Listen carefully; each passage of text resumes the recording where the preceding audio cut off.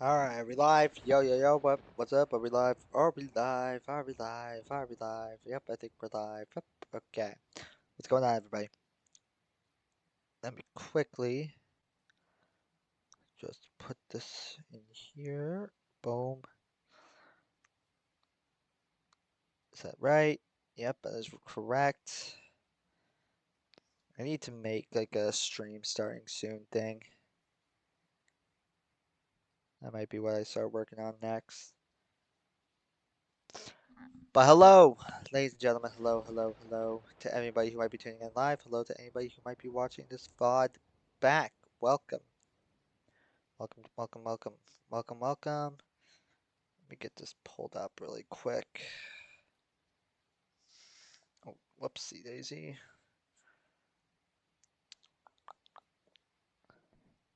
All right, there we go. Let me get my cover over it. 1 second. Where is my cover? That's the next $1,000,000 question. But welcome, everybody. We are going to be continuing and finishing potentially finishing? Is that right? I don't know. Well, our playthrough of DDLC I'm Alive, which is a mod that we played about 2 weeks ago. Sorry for the break in between. I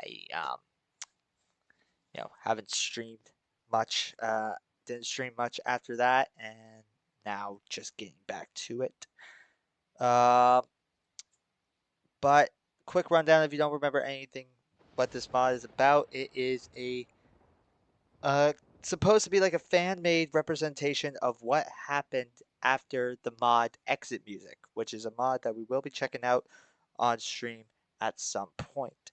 And I don't know where a certain thing that I was looking for is, but that's fine, I guess. We will just, I don't know, cover it up with this, sure. But yeah, so we are going to be continuing on the story uh, potentially finishing it. I'm not 100% sure. But a quick recap of what has happened so far. We the same thing that happened at the end of Exit Music happened. We committed suicide after Natsuki has. Um, and then we met the angel, quote unquote, Angel Dan, I think is what his name was. And he was like, "I'll give you guys one more attempt, one more try." And we were like, "All right, thank you." And there was a time jump. I think we jumped ahead. What was it, like 3 years, something like that? I'm not sure. But we went. It might have been 3 years or a year. I'm not sure. But we went and we met up with Sayori. And then we went to, I think, Tokyo. Um, Met up with Monica, then Yuri. And now we're in a group uh, trying to find Natsuki's dad to kill him. But we found out that Natsuki's dad has a family after the death of Natsuki. And we had a few things happen. Sayori committed suicide but came back uh, because Dan gave us another chance. Uh, and then we had a really dumb moment with Sayori, a moment that like I still don't think made any sense in the purpose of the story, considering how much MC loved Natsuki in the Exit Music world. But freaking, we kissed Sayori, and that was a dumb decision. I still don't agree with. And then after figuring out that Natsuki's dad had a wife, we jumped ahead, I think like a month, and we kind of just convinced Natsuki at the end of the stream why this might need to happen. And now we are at Monica's office trying to figure out the plan to kill Natsuki's father. So, with that little bit of a brief introduction out of the way, we will be continuing on. It's taken me a while to get back to this. I apologize. But we are here. We're back. And we might be finishing the story tonight. I'm not 100% sure. But without further ado, let's get into it. Okay. So she was typing on the computer at an almost superhuman speed, while Natsuki and I, sitting in the chairs in front of her desk, looked at her uncomfortably. Finally, she answered. Well, the situation at Kento's house is as follows. Sorry if you hear background noise. Don't live alone, sadly. Was that his name? Kento? I don't remember that. 2 months ago, I used my contacts at the Yakuza. Oh yeah, that's right. Monica has contacts at the Yakuza, which is a mafia, by the way, the Japanese mafia, and Monica has contacts there. And Monica's a lawyer. Yuri is a book writer. Sayuri was doing nothing. Uh, to have him bugged inside, tap his phone and insert spy cameras in the corners. At where? The school or Kento's house? Right now, I have access to his house without them even suspecting. So Kento's house. Okay, got it. I've been analyzing his routine this time, and tomorrow is the best day. Oh, his wife is going on a trip with her friends, and Kento is on vacation. The only problem, his daughter will be home too, so you must proceed with caution so she doesn't find out. And there's no way around it? Well, it's almost better not to avoid it. Let me tell you, I've been keeping an eye on her behavior, and let's just say that your sister's mother is not the most affectionate mother in the world. What do you mean? Well, she abuses her daughter. Oh, great. That's just fantastic. I suspect very seriously that every day that she leaves the house for 10 hours to work, she actually just goes to the bar to drink alcohol. Oh, wow. She beats her sister constantly for no reason, so it looks like husband and wife are just like that. Oh, great. Your sister, whose name is Akio, wasn't Akio the name of the sister in World of Dreams? I think it was.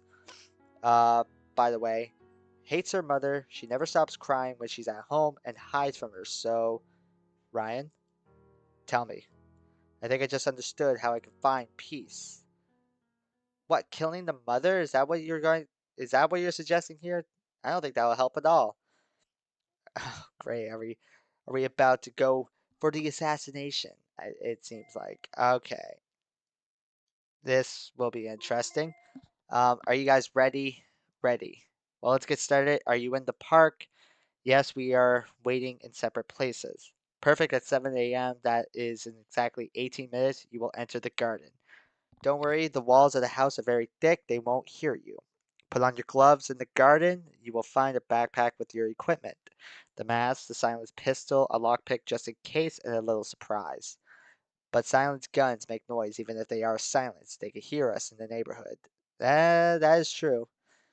Don't worry, I've already taken care of that. The bullets I left in your backpack are subsonic, and with the thickness of the walls, people won't hear anything outside. Okay. Do you see a man sweeping the park floor? I see it. Suddenly, the man Monica indicated looked her way and lowered the visor of his cap with his hand in greeting. The sweeper is the waiter at the Sharazo Yokosata. He will be escorting your steps. He will clean the boot prints with an ammonia wherever you go with the excuse of sweeping. In addition, there are Yakuza men everywhere disguised as electricians, letter carriers, or simple passers-by. So don't worry, you will be constantly protected. And why can't they do it? I don't know. You said that Angel told you that you should kill your murderer. I know, it was a rhetorical question. Guys, it's time. Let's go. I'll go first, then Sayori, then Natsuki, and lastly Ryan. That way we won't draw attention to ourselves. Okay, we climbed over the fence and went into the garden. Then there we saw a black gym bag, and when we opened it, we saw clown masks, a lockpick, and a briefcase. That's right, I forgot that it was like a legit, like, styled heist execution that we were going for here. Oh wait, I didn't read that part. We filled the magazines with as when we opened it, we saw a Glock 18 with a silencer and a small cardboard box with a 9mm caliber black tipped bullets. Okay, we filled the magazine with as many as we could and screwed on the suppressor. Since Molly could teach me the basics of pistol handling and they didn't want to see it, even want to see it, I would be its carrier. But what about the surprise? The surprise was a black bag at the bottom. When we opened it, we found a rare paste and next to it a note from Monica. Guys, this is thermite paste. You'll stick it on the bars of the skylight overlooking the garage and light it with the lighter inside the bag. Also, in the bottom of the bag is a bucket. This is paragraphed weird. A bucket of black tinted glass and insulation, all courtesy of my contacts. As soon as you light the wick of the thermite, you will put the glass in front of it, and since it is tinted, the flashes of light from the paste will not be seen by anyone. In about 30 seconds, the bars will be loose, and you will be able to enter by slightly pushing the skylight window. Once inside, use the house blueprint I made thanks to the cameras to go to Kento's room and kill him.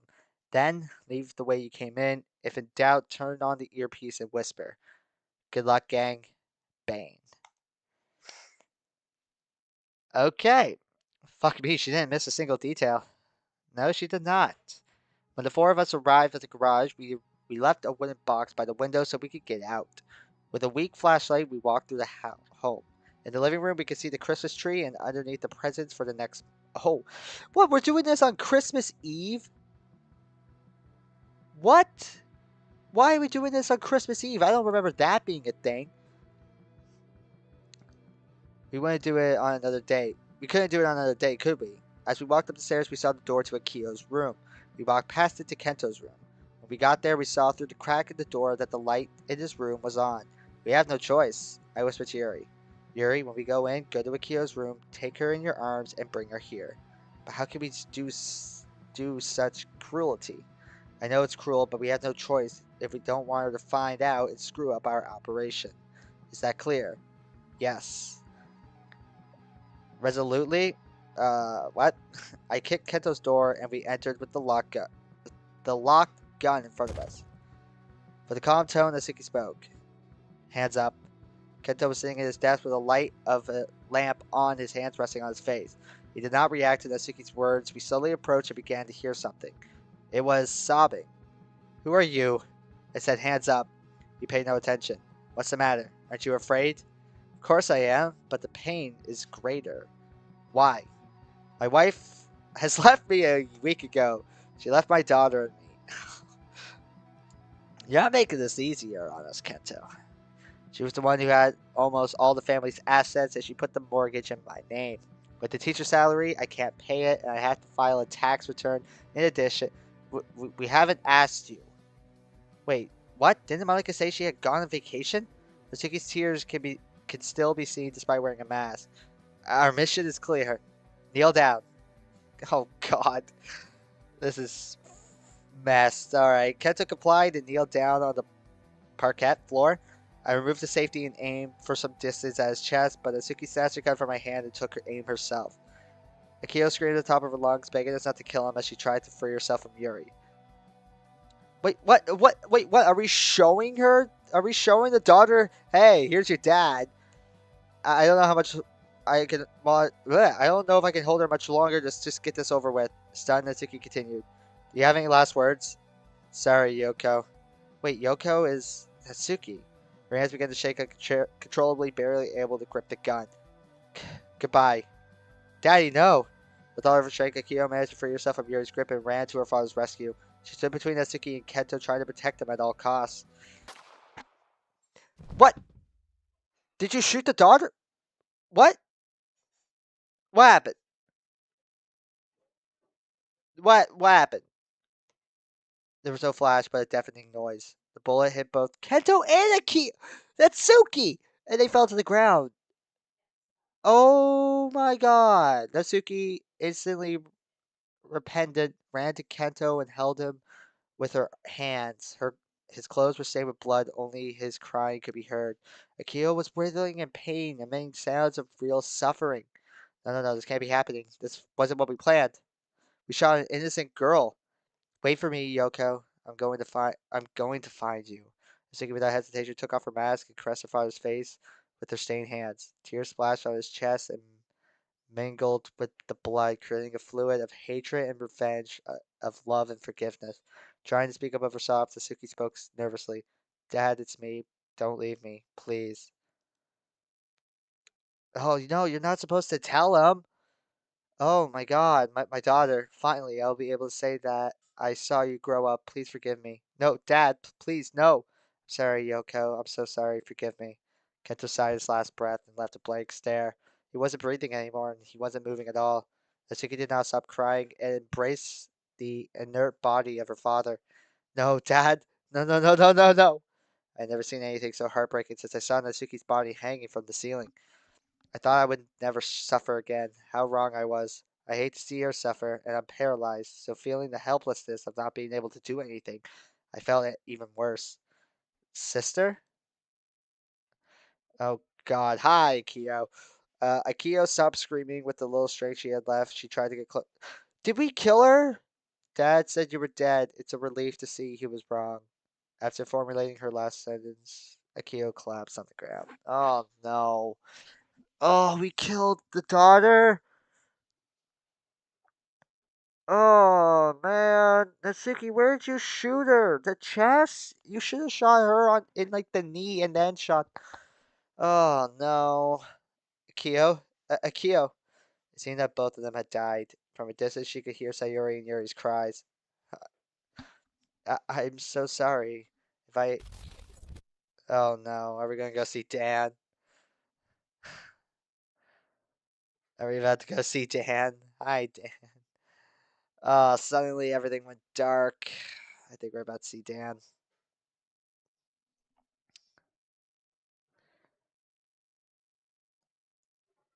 Yep, I think so. But did we do it though? Like, are we free? A flash of light blinded me, and I appeared in the forest next to Natsuki. We looked at each other in confusion, but our doubts were resolved when Dan materialized next to us. Well done, guys. The plan is sublime, although in discovering your identity to Akio and Kento, you can't reveal it to anyone else. There we go. Wait a minute. Akio also died? She is still alive. She had only fainted and will continue to do so for a few more minutes until she finishes bleeding to death. If a certain time passes after the confession is made, it doesn't matter if the listener dies, it will continue to count on your confession scoreboard. But it doesn't matter. We're already free, aren't we? Big mistake. Oh no. So wait. I swear, if my theory that I've had a while, like for a while, is true, the ending of this mod is going to literally suck. But if I'm to guess what, if I'm to make a certain guess, ah man, is it Natsuki? Is it Natsuki who's supposed to be killed? That's my question here. Because who else would it be? It's either Natsuki needs to be killed or both of us need to be killed. I'm not sure. Your murderer is still at large. Natsuki did not speak. She was in audible shock, sweating profusely, her hands and legs trembling. Not only have we murdered one innocent person, but we have also ended the lives of two. But, what do you mean he's not our killer? So you've heard, I cannot help you find your target, but I can tell you when you are wrong and when you are right. And I regret to inform that you have erred in your research. Sincerely, it's a lot of fun to watch humans plan something when I know they're wrong from the start, but I'm starting to get impatient. So it's just a game for you, isn't it? A crude entertainment? Wasn't it that God loved all his children? So why does he force us to suffer? Why doesn't he solve our problems? That's what you think. But remember, Mr. Ryan, it's all part of God's plan. Alright, you are going back to your world. Get ready. But wait a minute. I'm I think it's sorry for your background voices. I'm starting to think it's either me or Natsuki that need to be killed here. Or one of the club members. I'm not sure. It could be Yuri. Because Yuri was a key factor in Natsuki's suicide in exit music. So it could be Yuri that needs to be killed. 2 weeks have passed. We had to tie Kento and Akio's corpse to two rocks and throw them in the sea in Tokyo Harbor. Oh, wow.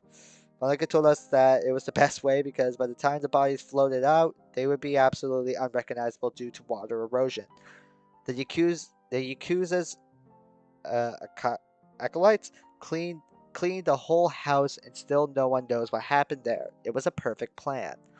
If it wasn't for Akio. When Natsuki and I returned after our talk with Dan, she was still alive, moving uncontrollably on the floor while losing a large amount of blood. We tried to stop the bleeding, but it was obvious that she couldn't survive without going to the hospital, and we couldn't do that because it would uncover the whole plan.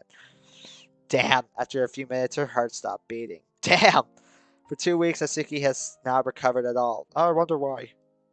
She has not said a single word. Her father and little sister died at her hands, and they were innocent.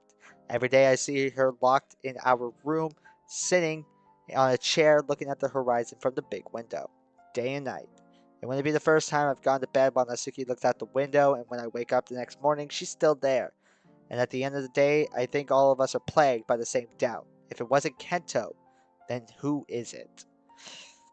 What hurts me the most is the inevitable thought that if it wasn't him, it must be one of the five of us. Okay, there we go. So I think it might be correct. Natsuki, I think it's obvious that she's not, although it could be, but I can't think why.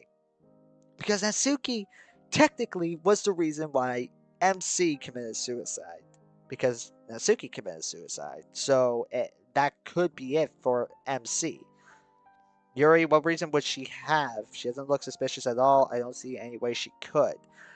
But wasn't she a key contributing factor to Natsuki in Exit Music? I need to replay Exit Music. I don't know if that'll be the next mod I do or what, but I feel like Yuri had a good choice, like good hand at play. Monica, the only reason I could doubt her is for saying that Kento's wife had gone on vacation when in fact she had abandoned them to their fate. And Sayori, maybe of the people who aren't me, she's the one I suspect the most. She's been acting very strange since I've been dating Natsuki, the jealousy thing, the suicide thing, the kissing thing. But it can't be. Tan told me, although I am beginning to doubt his word. If we rule out those four options, there's only one left. Me. And honestly, I think I'm the most likely one. MC could also be the reason, but like I'm just trying to picture. I'm trying to remember Exit Music. I don't know if it could be MC. That's the thing, but MC could very well be it. But I don't know. I heard Natsuki from the very moment I decided to take her out of her house. Anyway, we have to make sure we only have one chance left. Although maybe the visions I have are part of my subconscious trying to tell me something. Do you guys want to go for a walk? Fine with me. The problem is that I doubt they would want to. Actually, yes, I need to walk. Okay, we're going on a walk. Ooh, that's nice. We walked in silence through the streets of Tokyo. Sayuri was trying to hide the sadness that was rubbing off on her when she saw Natsuki sad, without much success. Suddenly, Natsuki spoke. Akio was 8 years old. I've only been dead for 3 years. We were all shocked. Kento secretly had a daughter 5 years before Natsuki's death. So my father was unfaithful to my mother. Now I understand why he abandoned us. Yeah, okay, fair enough. Wait, what? But why would he hide his daughter's identity from his older other daughter? That's not the weirdest thing at all. How could he have known 8 years earlier that Natsuki would commit suicide? Did he? Does him running away show that he knew that? I just don't understand anything. If Kento knew you were going to die, it's logical to think that he is your murderer, but he is not. The conversation returned to absolute silence, and for several minutes, neither of us could find the courage to say what we felt. Suddenly, we passed a takoyaki street stall. As soon as I spotted it, I looked at Sayori and saw her eyes sparkle. At once, she turned around and thought of an excuse to make us go.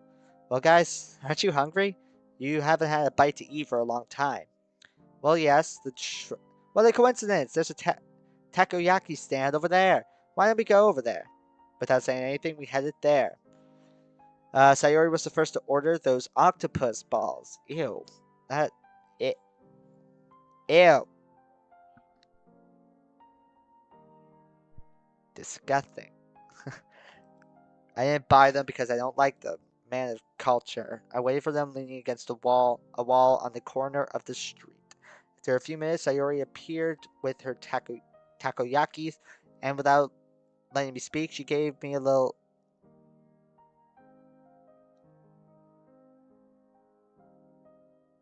What? What?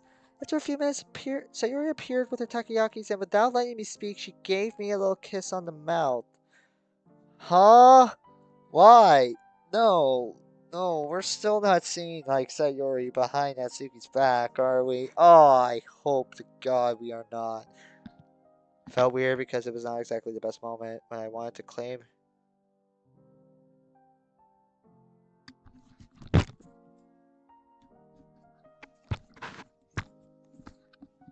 Oh no. MC's getting what he deserves here. This doesn't make sense for MC to be cheating on Natsuki with Sayori. And he still didn't tell her! Bro, Natsuki just killed her own father and sister, and you're just over here to Sayori. She didn't even seem to blink. Her hands were shaking. Oh no, her hands were shaking from her left eye socket. A tear ran down her chin. I had been sent too, and Sayori was trying to understand what was going on. Oh, I don't. She didn't know that Suki had seen us.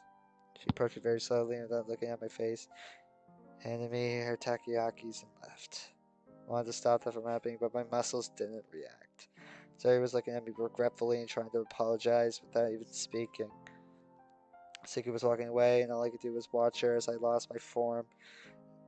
Well, as I lost her form, my field of vision. Oh my god. I'm sorry. I just really. This. I like this mod. I don't like this part of the mod. I do not think it makes sense. Knowing how much MC loved Natsuki and exit music, having this cheating with Natsuki on Sayori doesn't make any sense. And the fact that he never told her in like the month and a half, like it doesn't really make sense. And for them to be continuing doing it, it doesn't like this is so out of character for MC and exit music, and it's so out of character for Sayori as a character. Like Sayori's character would never do something like this. It makes no sense for her character at all. And I understand trying to do something different, but like there are instances where something like this could be happening. But in this instance, it makes no sense with with what happened. It doesn't make any sense. With like Natsuki being in the turmoil that she is, it makes no sense for MC to be continuing seeing Sayori behind her back, and like it never made sense in the first place. It never did, and I'm very, it's it just doesn't make sense. I like this mod. I think it's very interesting take on a mod in a story, but for Sayori this and MC, this doesn't make any sense for their characters. And I know the devs, they watch these VODs back, and like I hope like I'm not trying to be rude or anything when I say this, but I do not like this aspect of the mod. I do not think it makes sense for it. Interesting, Sonic. How long have you been in here? Have you just been listening to me ramble? Welcome to the stream. Hope you're doing well. But yeah, well, great. Now that Suki knows, after literally 2 weeks after killing her father and her 8-year-old sister, Nasuki knows that MC is cheating on her. Him. That yeah, like it's man, it doesn't. I don't like. Whatever. What if Sayori is really guilty? Well, at this point, MC, you're just as guilty. On second thought, I doubt she did this uh, innocently. I doubt she did this innocently. She knew perfectly well that Natsuki was with us and she could see us at any time. And even though Dan empathize to me that she is not the guilty one, I can't trust him anymore. It's I'm starting to think it's MC that has to be fucking killed here. It's MC or Natsuki. Like it has to be. I don't have any more clear suspects or time to think. This makes no. I I was resting on my bed, which has been my safe corner for the last 28 days. I didn't know Natsuki's situation since she didn't answer my calls. So Natsuki left the hotel. Natsuki's out on her own, which makes sense. I didn't know what to do. She had abandoned me all because of a bad decision that I should have reflected in time. Yeah, you dumbass. But the worst thing is not that. The worst thing is that the loneliness of my night room was wreaking havoc in my mind. Why not just go back with Sayori? Like the mixture of loneliness, time, and existential doubts is like the drug, and as addictive as it is destructive, and the sufferer is aware of it. What? Oh, and the sufferer is aware of it but needs more. The soft rain hits the window glass, and the drops were dripping down down to the granite ledge. Suddenly, my phone vibrated. A message had come in. Hello, Ryan. Are you feeling better? Well, no, but for now, I'm holding on. Oh, well, I wanted to tell you, Yuri, Sayuri, and me are going to have dinner at an Italian restaurant. Would you like to come? Do you really think it's is the best time to go for dinner? Please, Ryan, we need to talk. Okay. Okay, in 15 minutes, come to Yuri's room. I read how Malika was disconnecting. I really didn't have the slightest interest in going, but I didn't want to be rude. Sometimes I hate being Japanese because since I was a kid, I was instilled with the culture of never saying no. I had fuck. That's the shit I have. I can barely say no to people. I had to get dressed quickly. I put on a beige t-shirt with the edges tucked into ripped black jeans, black tennis shoes, and white soles with white soles. Okay, interesting detail. My rings and combed my hair. When I finished, I grabbed my cell phone and left the room, walking towards Yuri and Sayori's room. Is my mic on? I hope it is. I should check.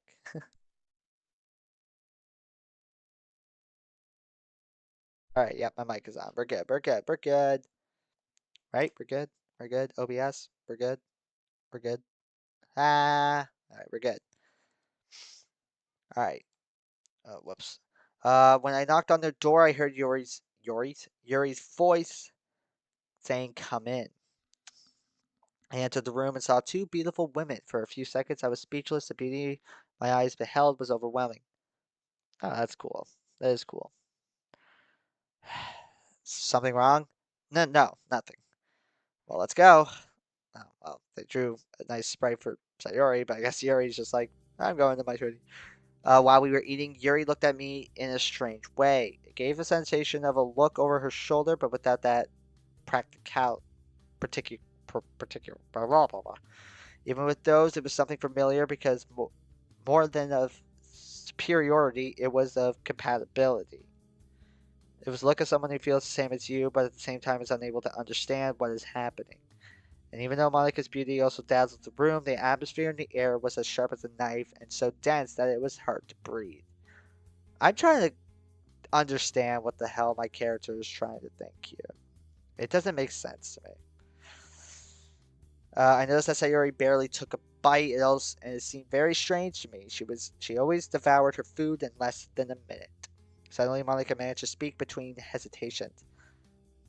Guys, I've been wanting to talk to you for a few days. I was talking to the writer of at the Shiraro Yokosata, and he told me that he had never seen such efficient and experienced people and cold-blooded. When the cleaners came into the house to remove the blood from the carpet and to remove the possible traces of DNA from the house, he told me that except for the blood, you left no trace. And according to what he told me, you didn't hesitate to shoot both Akio and Kento. That was Natsuki. I do not really fully agree with the fact that we shot Akio. I feel like if we were going to do that, I think Natsuki shot her in the chest. If I were to guess of her bleeding out that quickly, like Natsuki should have maybe like shot her in the leg and then shot Kento, but like she hesitated too much. Guys, this is destroying us. Plots, murders, infidelities. Sayori choked momentarily on the food she was chewing. We know, Monica, but we have no choice. This group is falling apart from the bottom. But if the five of us want to stay alive, it's what we must do. No, Yuri, Monica is right. What? What Monica says is true. This is destroying us, especially Natsuki. You're not helping. Like, we're not helping Natsuki's case here. Like, ugh. I want to give this mod like something over a 7 because like so far like the story idea is really interesting to me. I think it's a really interesting story development idea because but like some of the choices that we are making here, I'm not the biggest fan of. And I hate saying that because like the developers seemed so nice. Like the developers were really nice. And like I hope, you know, they realize that I'm coming at this with a hint like at a criticism like point of view. Like I like this mod, I want to see this mod do well, but there's some choices that I really don't think make sense for the plot of the story. But anyway, sorry. I'm going really in depth with the DDLC mod, but like it's how I'm feeling about this mod. I really like this mod, but like right now it stands at a 7 because of some of the choices that are being made.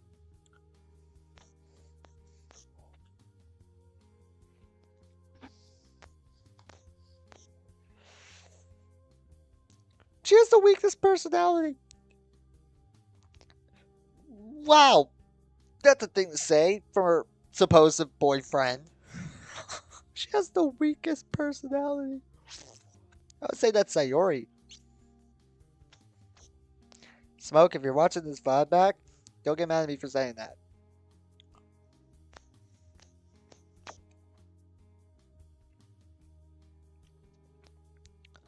Oh man, she has the weakest personality, and she. It's a good story, but for me, the way it continues from the base game is funny. It goes from Monica continue to, uh, Sonic. So it doesn't continue on from the base game. I recommend you maybe go back and watch the other VOD after this, but it doesn't continue on from the base game.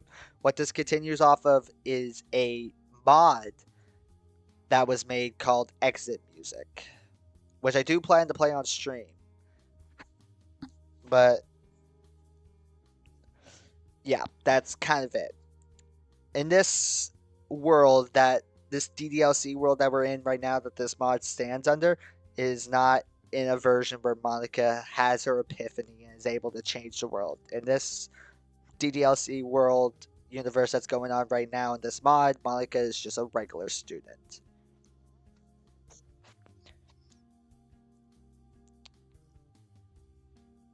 But the gameplay don't. Yeah, I know what you mean.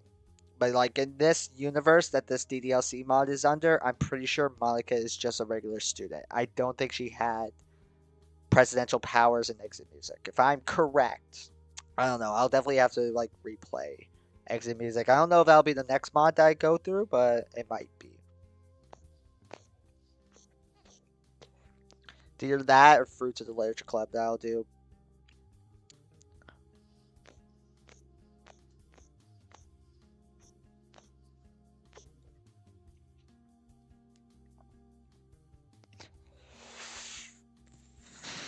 Alright. And she had to murder her father and her little sister for no reason and suffer indefinitely. She doesn't respond to my messages or calls. I wonder why. Have you talked to her? I did. She told me she was at a hotel in Tokyo. I don't know where she'll get the money. Get money though. I told her message her that if she needed money. I had no problem with her using my credit account as long as she was responsible with it. You're so good that you're dumb. No, Sayori, I still love Natsuki and I just want her back. Ugh! Then why do that? Why? I hate these mentalities even in real life. I hate these mentalities even in real life. People who cheat and then get upset when the person that they were cheating on finds out and they want that person back. Then if that's the case, then why cheat in the first place? You have a girlfriend. Like, you're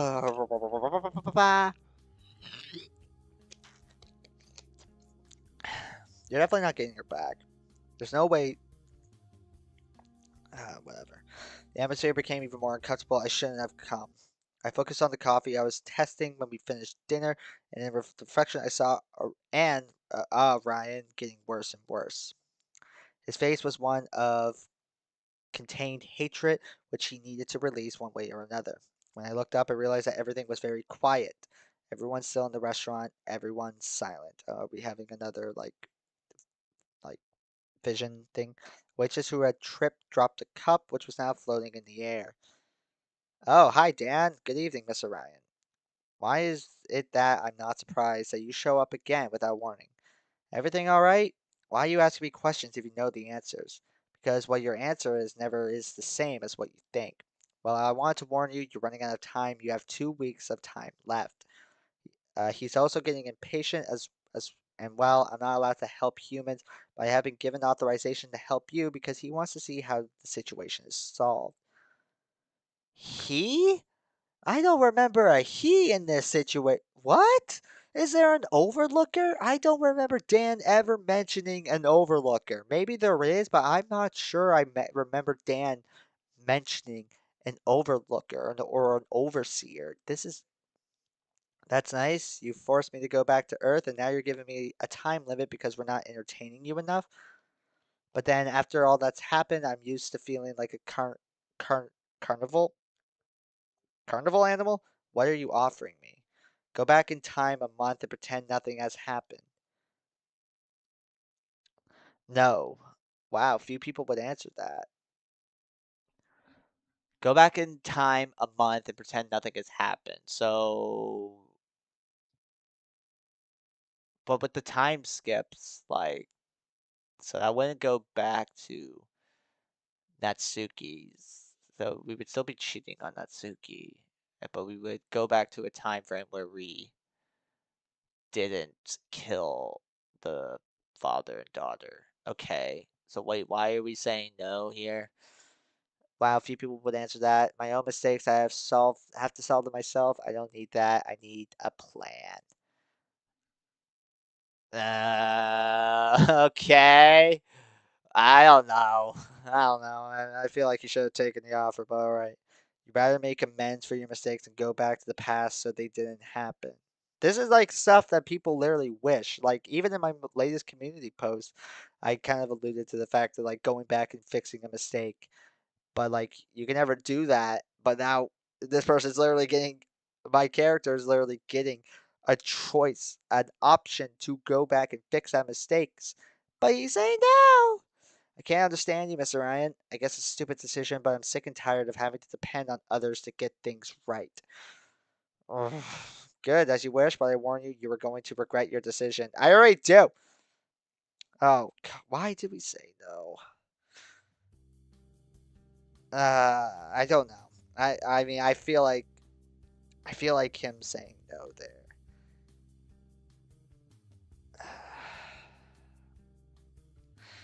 Uh, I don't know how I feel about that decision, but okay. Well, but we're all bad. We've all been cursed for months now. Yes, me with my thoughts, Yuri with your cuts, Sayori with her jealousy, Natsuki with her feelings, Ryan with his hallucinations. Wait, how does Monica know about my hallucinations? Only Sayori knew. Did she tell her so quickly? Monica, who told you about my hallucinations? Sayori, isn't it? Yes, I told her. I'm sorry. It's okay, but why did you tell her if I told you not to reveal it?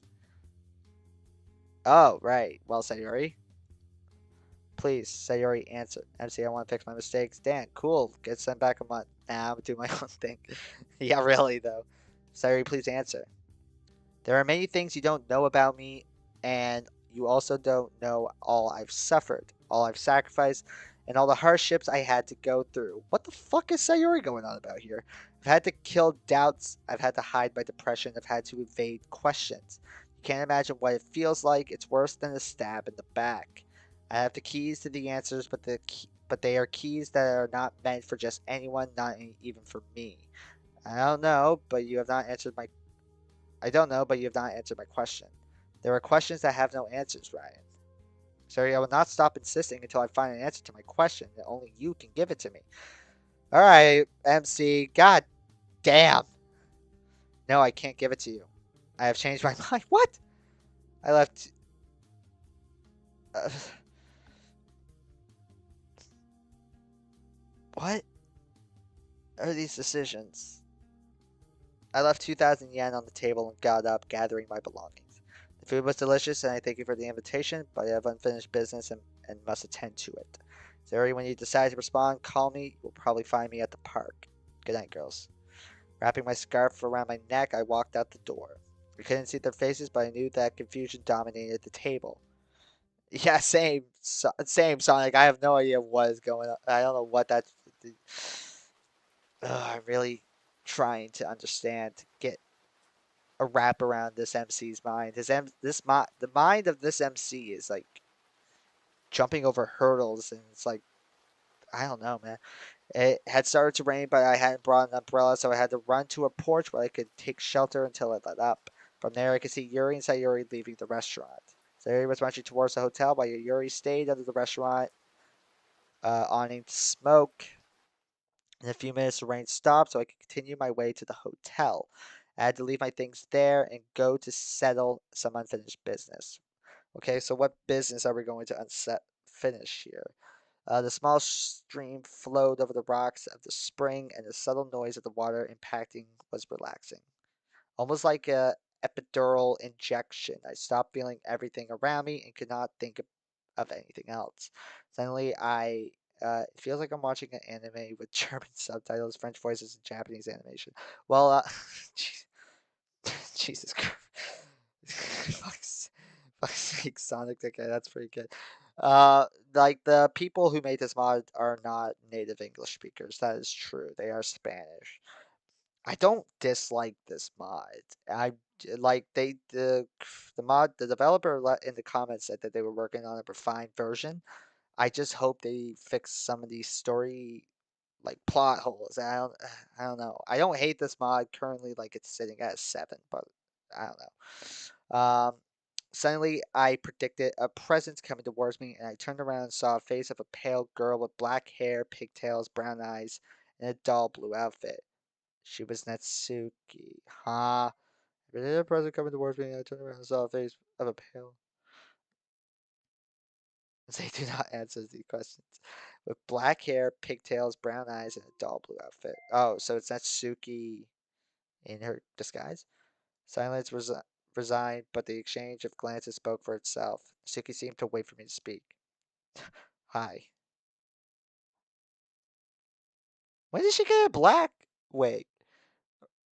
Although those eyes are not brown, but close enough. Unless she just dyed her hair brown. I mean black. Natsuki is a black with black hair does not look right.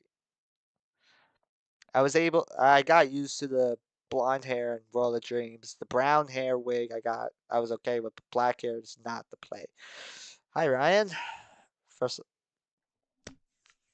yeah, okay, buddy, let's start this now. First of all, I would like to apologize for what happened. When two,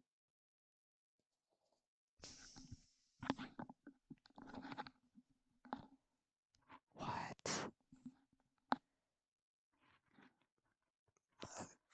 What? What? That quickly? Are you, what? That's not how a person would react.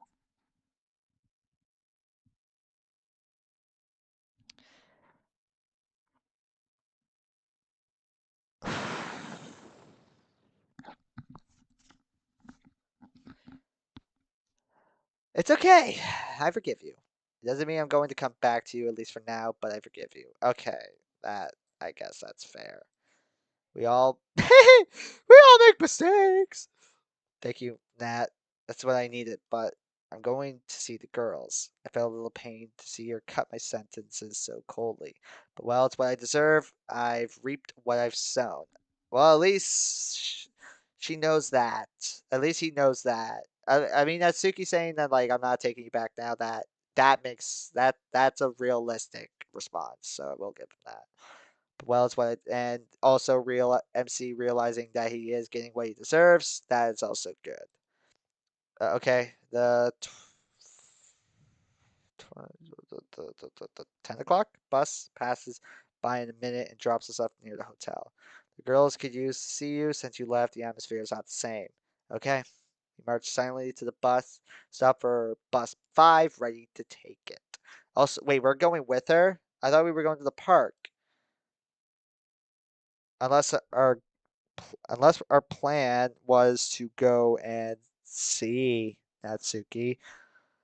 We just waited the 10 minutes. The 10 minutes it took to get there were as eternal as they were painful.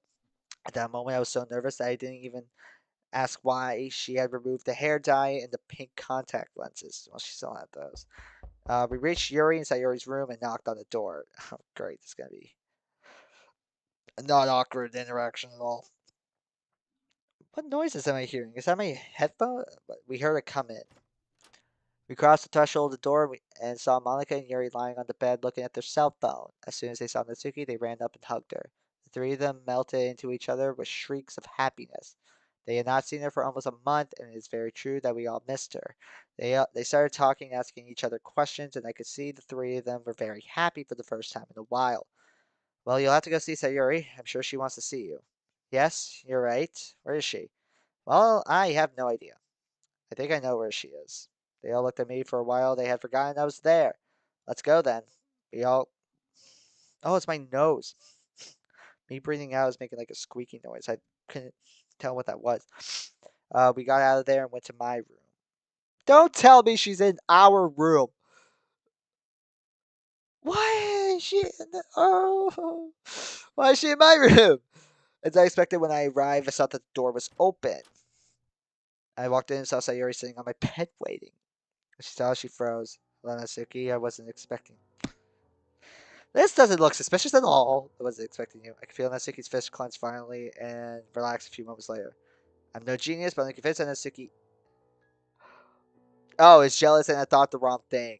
Well, Ryan, we need to talk. I know, but now you have to answer me two questions. Why did you tell Monica about my hallucinations, and how did you open the door?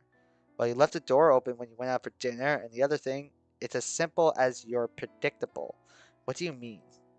Do you really think I hadn't noticed that weren't well before you even told me? And do you think Yuri and Monica hadn't noticed beforehand?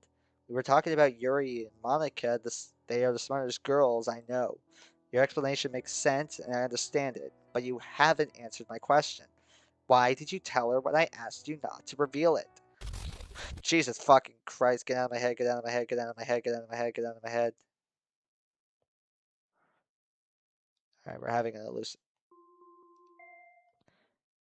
Here we meet again, you and me. Honestly, I miss you. I still remember when I first met you. You seemed like a nice guy and I was always sure I wasn't wrong. Please fix this. If I could, I would have done it a long time ago, but it's not in my hand to change this. You have little time left, and I don't want to go through all this theater again. This whole story, I already know it too well. I trust you, my love. Don't forget me, please. I love you.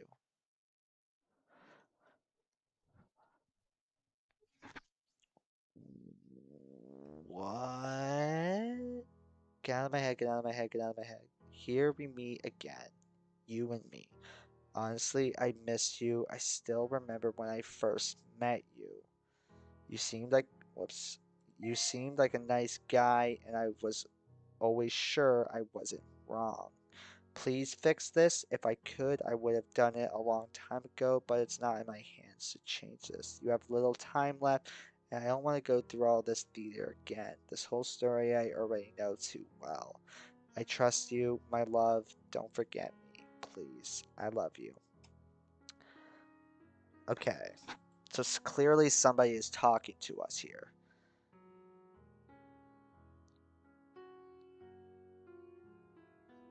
Wait, what the heck? What does idioms mean? Oh, okay. Okay, so there's something here that needs to be. Hmm. Okay. So here we meet again, you and me.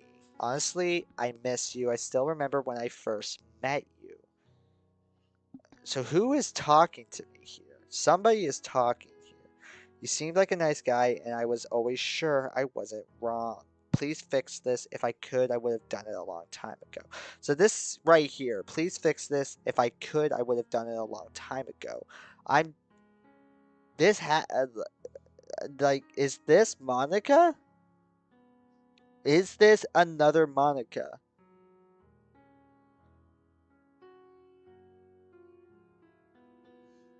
What if the hallucinations were the friends we made along the way? Maybe. But is this Monica? Is this Monica? Please fix this. If I could, I would have done it a long time ago, but it's not in my hand to change this. Wait a second. Oh my god. Wait. At the beginning of exit music, I might be wrong, but at the beginning of exit music, doesn't Monica be like, oh, what is this? Is this a mod? I'm pretty sure at the beginning of exit music, there might have been a chance that Monica was just like, oh, I see that you installed a mod. I might be wrong, but like this sounds like Monica. You have a little time left, and I don't want to go through all this theater again. And this whole story I already know. That's also what it was. My love. That like my love definitely said felt like it was Monica. But you have a little time left, and I don't want to go through all this theater again. So this could be Monica looking over. But this line right here, this whole story I already know too well. That I don't understand. How that Monica could already know the story. But I trust you, my love. Don't forget me, please. And that's what Monica wanted. Monica didn't want to be forgotten, and she always says, my love, I love you. This has to be this is giving off heavy Monica vibes. Heavy Monica vibes. But again, and if my memory, but then who's he? The guy Dan mentioned. It could, I don't know. It could be referring to Monica, but like I don't remember them saying. I don't remember Dan in the first part mentioning an overseer. Maybe there was. I don't know. As I said, it has been like 2 weeks since the last stream of this. But like this has to be Monica talking to us. And when we go and replay exit music, I'll be able to determine whether or not I'm correct that Monica at the beginning says, I see you installed a mod. I don't know if she does that at the beginning of exit music or not, but why is Monica talking to us here? If Monica is with us. Hmm. I don't know. This right here is interesting. See, this is what I get. This is what I mean. This story has me like this story has me like it's pulling me two different ways. There are moments where the story is very very interesting. Like the concept of the story is very interesting to me, and like stuff like this stuff like adds to the story and adds to the whole mystery. And trapped in the mod and Monica can't pull him out. Maybe, I'm not sure, but like my initial theories with at the beginning of the mod, I don't remember when I said it, but I've said it multiple times, like a loop. That could be it, but like I'm trying to remember, like I still, I'm still thinking that either MC or Natsuki has to die for the like. I think that's it. I don't know. This is very interesting to me. But like as I said, the story there was moments where the story is super interesting, and then there's just really bad decisions. I don't know.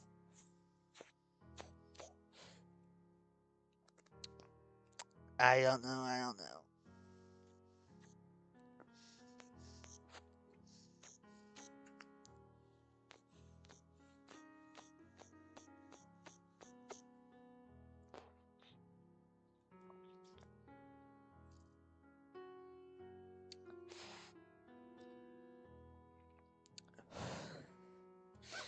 I woke up in my hotel bed.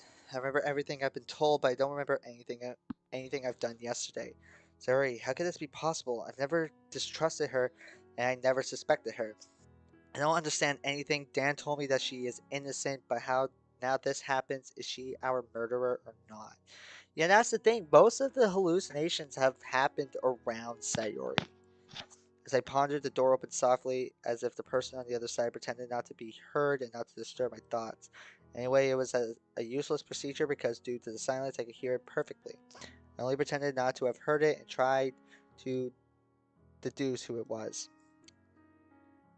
I guess that means she. Well, here's the thing. There's been moments where the he's and she's have been mixed up in this mod. So it could have very well been she. Because there have been moments, because of like the non-native English speakers, there have been moments where he and she's have been mixed up. Most of the times where it says like a she, at least earlier on in the mod, it was replaced with a he. So maybe Dan was trying to say she, but I'm not sure. She didn't seem to be walking towards me, and if she was, it was extremely silent. Suddenly, a hand rested on my shoulder. I looked up and slowly and saw Natsuki's beautiful face. After a few seconds, she began to speak. I know how you feel. Broken. I know because I felt it very recently.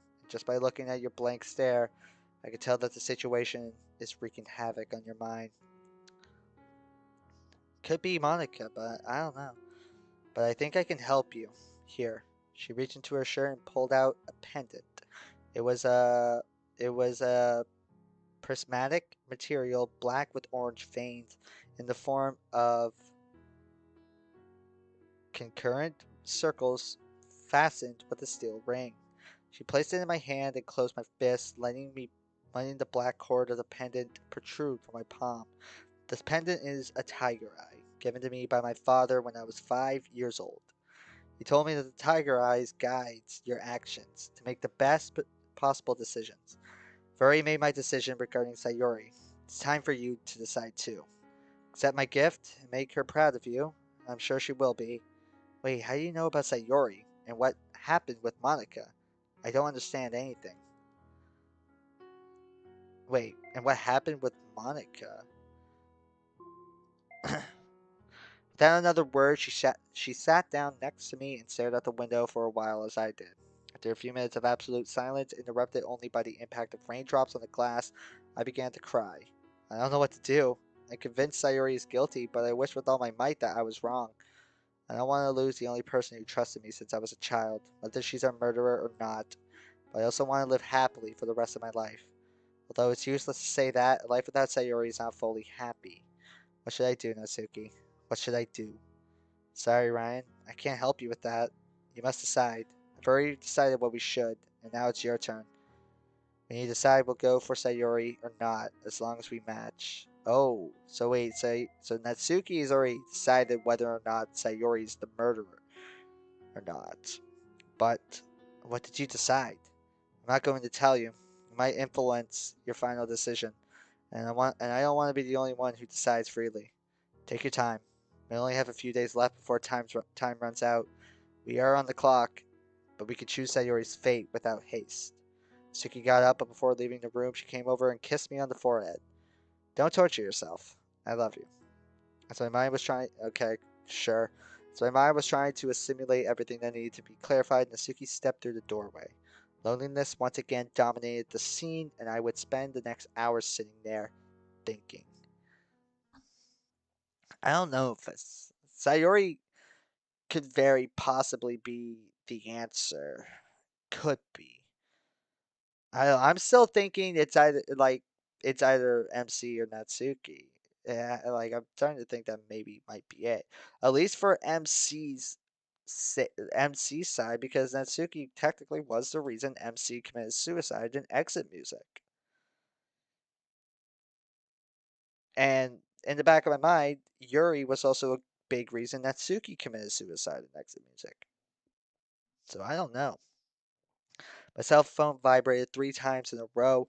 When I pulled it out of my pocket and turned it on, I saw that they were messages from the group. When I opened the chat, I saw Sayori had left it. Oh, shit. I saw her near MC during hallucination. So, okay, Sayori votes Sayori.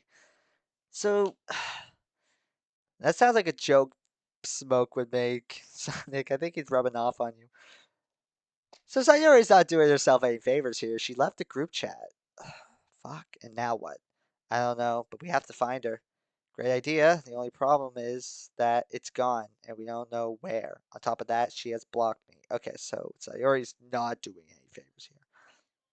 Sorry for your voices in the background. As I was reading them, a new message came into the group. She blocked me too. And how much time do we have left? Little. Very little. It's a tough decision. I'm thinking it's literally like I have four people in my. I'm now starting to think Sayori by how suspicious Sayori's acting, but like before that, I'm thinking it's either Yuri, MC, or Natsuki. But more Natsuki and Yuri. Little, very little. Fuck. Well, we have to find her now. Any ideas? Hey, don't rush. I have not yet decided what to do, and considering that there are two of us who must act, I have the right to choose Sayuri's fate. Ryan is right. Before I could read any further, I got a message from a particular chat room. It was Sayuri. Ryan, meet me at 2:30 p.m. under the bridge in Tamaki neighborhood. Please don't miss it. We need to talk. You can't respond to this conversation.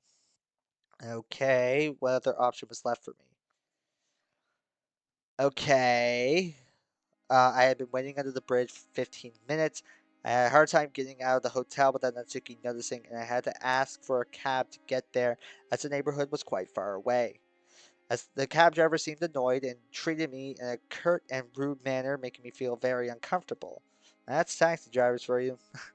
Upon leaving, as was customary for me, I used my cell phone to rate the cab driver in question.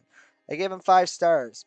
Okay, as I pondered whether I should do that, I saw a dark silhouette approaching me. It wasn't hard to make out the bow and the figure's hair. Hello. Hello. I have to talk to you, and it's very important. And me too, but you could start. As I said this, I handed her a bottle of water. Surely she already had one, but I preferred not to risk her not having drunk anything at all. It's okay. You see, I feel like I'm losing my mind. What do you mean? I'm going crazy. I'm starting to have hallucinations, paranoia, and depression. Again. I feel like someone is constantly chasing me. I never think I'm alone. I see figures of objects that don't exist, even the people that don't exist. You can't imagine how many times I've had to repress my desire to throw myself off the top of this bridge in the hours I've been here. Wait, you've been down here all this time? No. It was obvious that she was. A backpack could be seen leaning against the loud, bearing walls of the bridge, along with a blanket and her phone. I decided to play dumb and let her continue.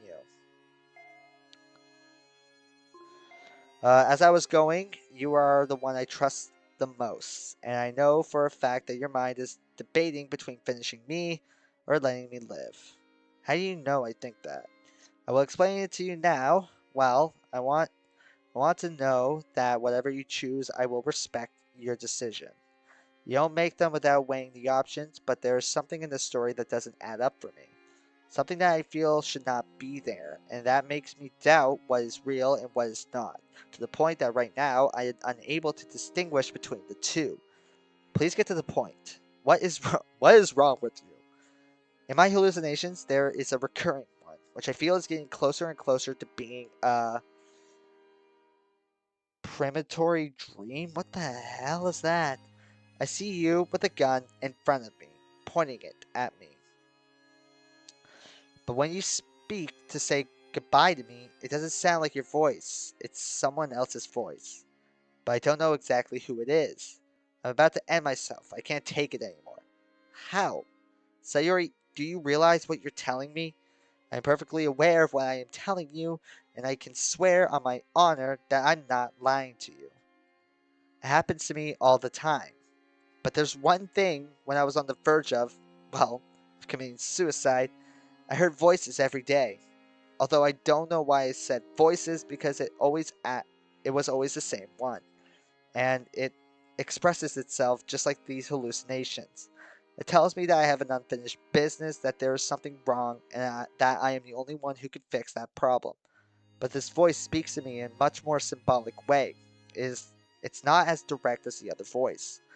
And that is the real problem. I don't know what it refers to. If it is what I think, it seems it wants me to end my life, but there are multiple occasions where I doubt that theory. He, he seems to be talking to me about something more spiritual, as if I have some information necessary for something. But I don't understand what information I might have to fix what I am supposed to fix, and I can't stop kicking that idea around. Let's see. Did you leave something half done a long time ago? Something important? Yes, suicide. Okay, but as I've already told you, it might not be alluding to that, but to another unfinished business. There are times when it seems to allude to me putting something aside in the story to help you come back to life fully, but it is a seemingly subliminal message, sometimes incomprehensible. Sayori, we'll fix that. The first thing is to go back to the hotel. You can't stay here. It's winter, and you have nothing but a blanket for for shelter. You might get sick. No, Ryan, I need to think. When she said that, I was shocked for a second. It was predictable, but I didn't expect her to respond so directly. She was much more Japanese. I held out my open hand to her, hoping she would do the same, and spoke again. Sayori, is it okay if we take a walk instead of staying here and talk about this? There were a few seconds of silence with her gaze fixed on the ground. She redirected it to me and spoke. Okay. Okay. So Sayori is hearing voices, it seems. All right. Okay. We were both walking in the same direction, but her steps were wandering as if her mind and body were separate entities. We were a little apart, but close enough that if Yuri saw us, she would suspect something was going on between us. Interesting detail, but alright. The sound of leaves rustling with every step we took was complemented by the icy breeze that was making its way through the foliage of the forest we were in. Let's see, said Yuri. I'm aware at this point you won't feel confident enough to tell me what's going on. But don't think I don't understand you. She Wow, Jesus Christ, sorry. She tried to dissimulate, but her face went neutrally from neutrality to hatred in an instant. Zuri, if you have something to say to me, tell me now. And why are you trying? Okay, why are you trying so hard to pretend that nothing is going on here? What do you mean by here? Stop playing dumb. You're really bad at it. The vein on her forehead became more and more pronounced, and she seemed to be about to explode in anger. Do you really think I don't know what you're up to? Do what you have to. Terry, I don't understand you. Could you explain? Enough! Don't try to pretend. It doesn't work on me. You brought me to this forest just to kill me more easily. After saying that, she knelt down on the earth and stones while crying, her face lit up with a furious red hue. What are you going to do to me? Stab me in the neck and throw my body in the river? Shoot me in the head? Hang me with a rope? Or did you just poison the bottle of water you gave me earlier and wanted me to bring here so no one would see me agonize? Whatever it is, get it over with, please. I didn't feel, Jesus Christ, I didn't feel able to respond to that. I felt a deep guilt, so much that prevented me from speaking. At my silence, she misinterpreted it, reaffirming her suspicions. With her face flooded with tears, she continued speaking. So that's what it was from the beginning. I mean, everything you've been telling me all this time was a gross deception, wasn't it? I hate you. I hate you so much. I'm not able to express in words how much I hate you.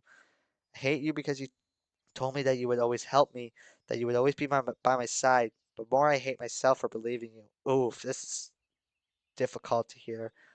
I don't know how I could believe you when you told me that everything would be alright. I should have thrown myself on the balcony, but I believed you. And now I will die. I'm not afraid of death, although you'll know that already after my two suicide attempts. Suicide attempts that, on the other hand, wouldn't have been attempts if you didn't show up just before in both cases. The more I remember that you saved my life, the more I hate you. I hope that at least my death will mean a happy life for Natsuki and you. Or is that a lie too? You were probably alive all this time and you hid it from me so I wouldn't suspect. And I believed you like a fool. I trusted that whole story about Limbo and the second chance. Please, kill me now. I can't take it anymore. If you don't kill me, I'll do it myself. If you don't kill me right here, I'll throw myself on the train tracks as soon as I see the chance. Please, Sayori, believe me. I didn't bring you here to kill you. I would never do that, even if I was forced to. You're my best friend, and I wouldn't trade you for the world. Oh no. Please try to understand my situation. We have very little time left, and I don't know what to do. Nothing I told you is a lie, and it hurts me to see you. It hurts me so much to see you like this, much more than you think. Sayori, trust me, as I always trusted you. Even when you were in a deplorable state of mind, you stayed by my side. You have always taken care of me. Let me take care of you for once. She did not respond. Her eyes denoted confusion, but after about 10 seconds, she looked back at me and reached out to grab my hand as I expected her to do. Yikes. Okay, so this is interesting. She did not respond. Her eyes denoted confusion, but after about 10 seconds, she looked back at me and reached out to grab my hand as I expected her to do. A minute passed, 2 minutes passed, and I couldn't wait any longer. I approached the spot and Sayori wasn't there. Shit.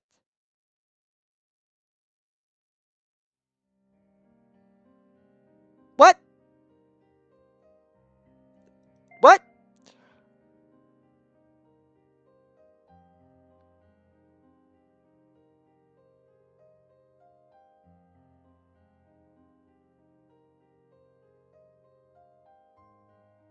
Okay, this is just repeated dialogue.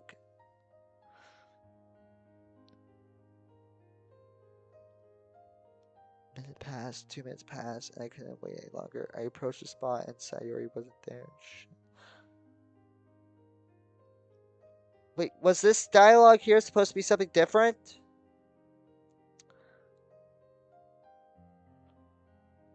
Was this supposed to be like Sayori had to go use the bathroom? Or something?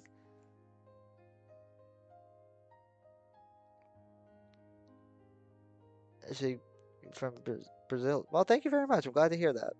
And hello to you as well. So, it's cool. Nice to see that I have a fan from Brazil. That's really cool to see. But welcome to the stream. Hope you're doing well. So, how did we just lose Sayori? So, how did we just lose Sayuri? Huh? Excuse how? This dialogue must have had to been different. Like this dialogue right here, because it's just repeated dialogue here. So something there must have been a different thing there. Had to have been. If not, like it makes no sense as how we would have lost Sayuri. I'm confused. So we just had that really deep and powerful conversation. Why not? So we just had that very deep and powerful conversation with Sayuri, and then Sayuri supposedly took her hand. We're back at the bridge somehow, and Sayuri just disappeared. Are we sure that she didn't jump? And we went straight back to the hotel. We didn't look for her? What?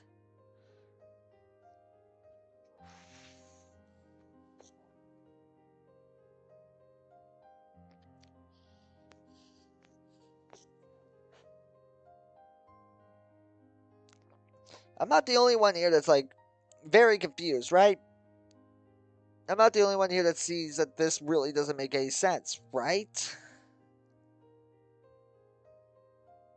Like, this had to have been a different thing of dialogue because it makes no sense on how the hell we would lose Sayori. Because according to this sentence here, she grabbed our hand.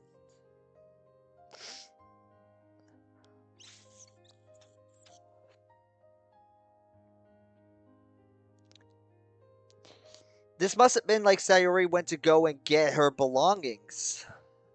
But MC didn't follow her?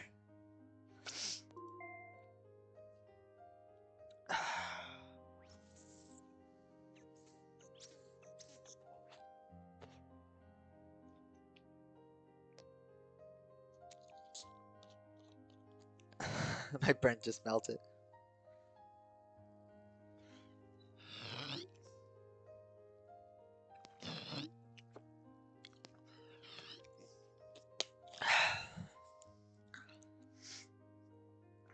I don't know, man. What do you mean you lost her? Well, I lost. See, okay, so that what is what it was. So, we left her alone to get her stuff. But why would we leave her? Why would we leave her alone, knowing what just happened in the forest? Why did we leave her alone? Also, I am having a bathroom emergency. I will be like 1 minute, ladies and gentlemen. Take the time to admire Monica in this beautiful dress.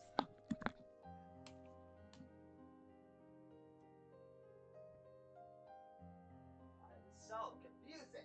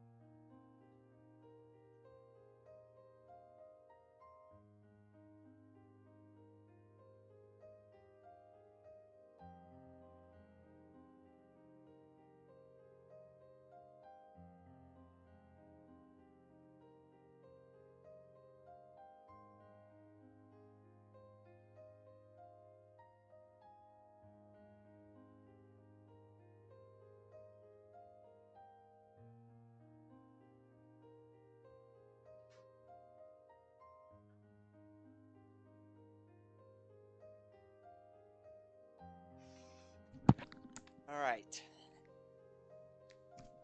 Sorry about that. I'm back. All right. So we left Sayori on her own, and Sayori disappeared. I think leaving her on her own was a very stupid decision by us, but okay.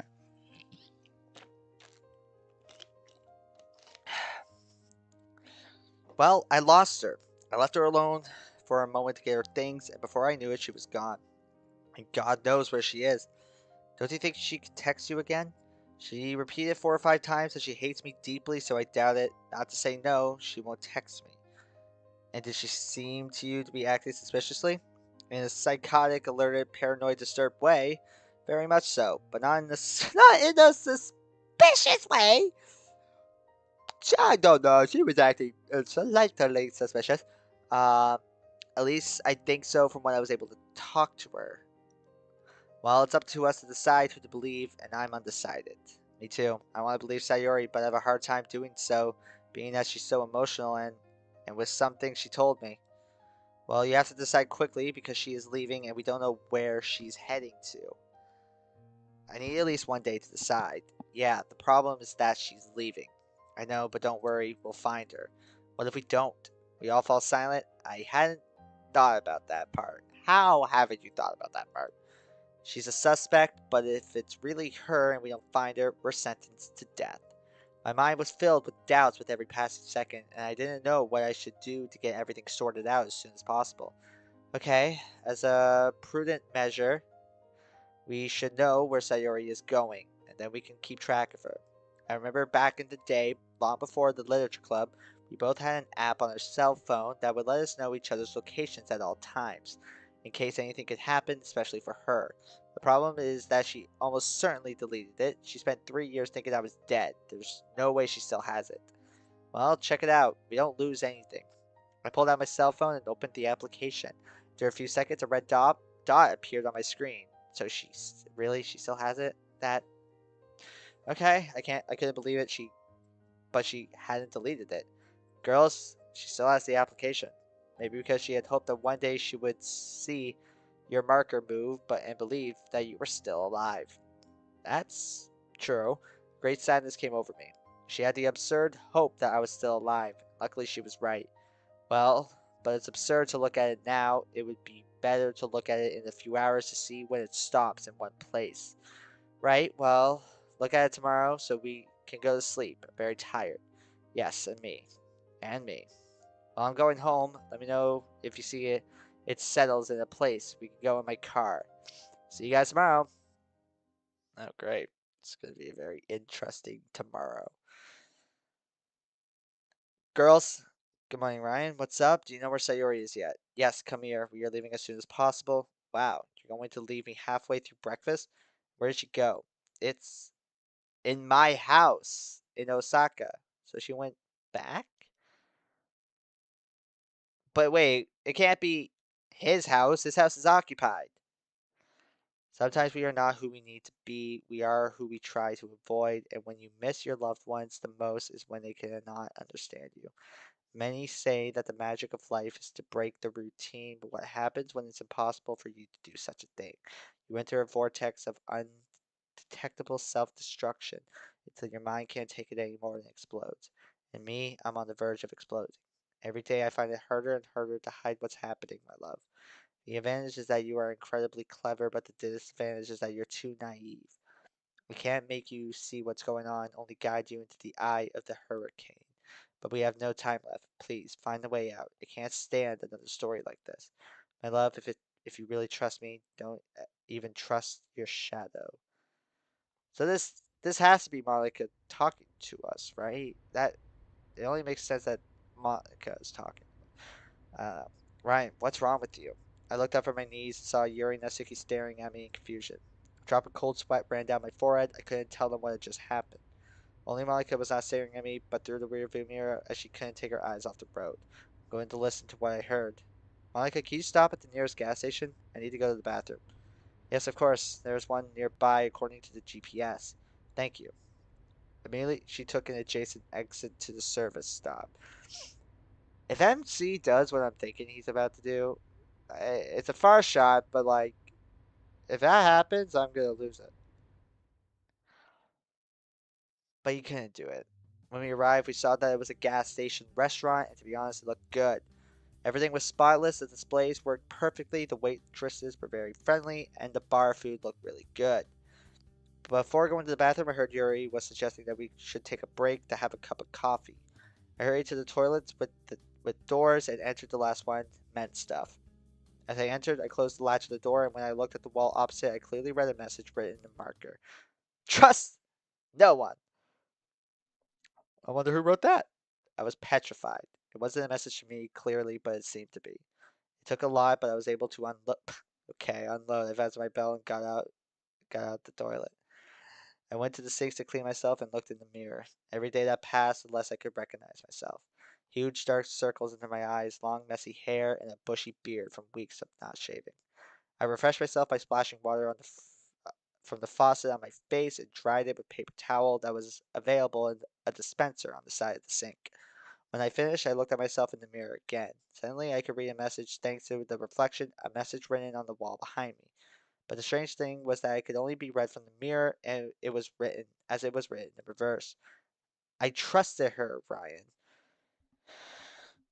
Who's writing ominous messages on the walls? Oh my god. Is it Sayori talking about Monica? Are these messages from Sayori talking about Monica?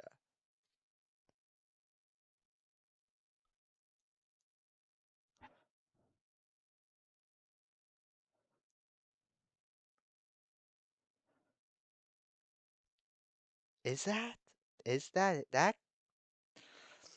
That's like the only thing I could really think because who the hell else could be writing this shit?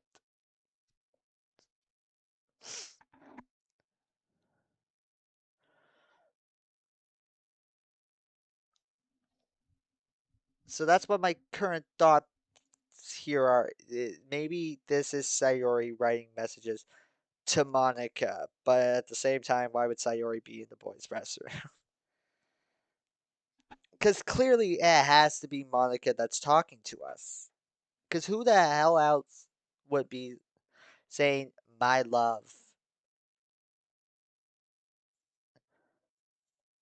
It has to be Monica.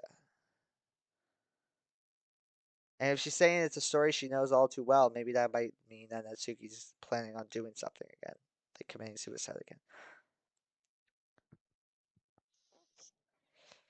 Indeed, Sonic. Indeed.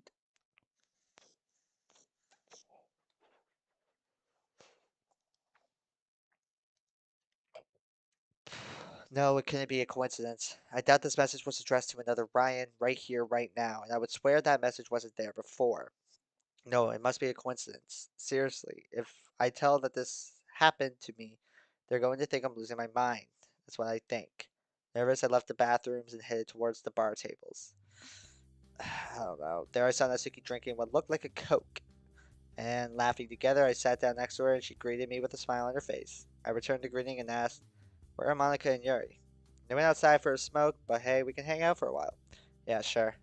Sukiya noticed that I was wearing the pendant she gave me with a smile on her face. I see you wore the pendant. I'm glad you liked it. I love all your gifts, my love.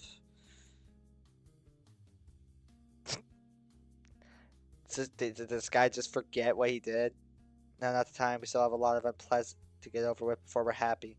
We'll get through this. Have faith. So wait, are these two good now? Like, huh? I hope so. A strong sense of discomfort took over the room. Well, I'm leaving with the others. I'll see you later. I got up from the table and left for the door, but to my surprise, Yuri walked in. Hi, Yuri. Hi, Ryan. I'm going with Asuki for a drink. Are you in? No, I'm coming from there. Wait for us. We'll be there in a second. What? Okay, see you later. She continued on her way and sat down next to Natsuki. I came out and saw Monica with a lit cigarette between her fingers on her right hand, while her left hand she was pushing her hair away from her face due to the wind. I don't remember Monica smoking, but okay. Her eyes had crystallized. I didn't know if because of the tears or because of the wind, but whatever it was, seeing her like that was inc- incredibly erotic. What is MC's brain here? Hi, Monica. Hi, Ryan. This is coming to an end. I know, but what if it ends badly? What do you mean? Monica, sometimes you make yourself look dumber than you are, and that doesn't fit on someone as smart as you. Monica begins to cough, expelling the smoke she had recently breathed in. Oh, coughing with smoke in your mouth? At least, oh, well, no, it's not the coughing that hurts from smoke, like, at least with like a vape, because I do know that. It's laughing. Laughing hurts when you have smoke in your mouth, but coughing doesn't hurt as much.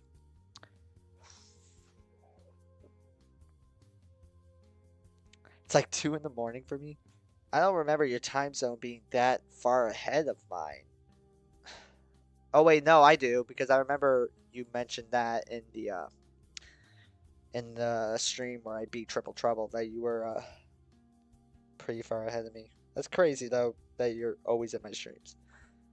Like I pity your I I pity your sleep schedule.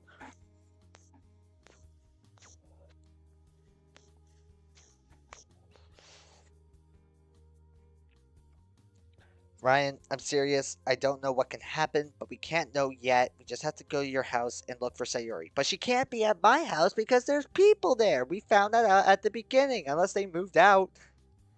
I was shocked. I simply said goodbyes and went back inside. Okay, I'll go back inside. When you're done, go inside and we'll leave. Okay. I went back into the cafeteria and approached the table where Yuri and Natsuki were. Finish up. We're leaving. We have to be there before military time. 20 would be 8. 18 would be 6. So 4?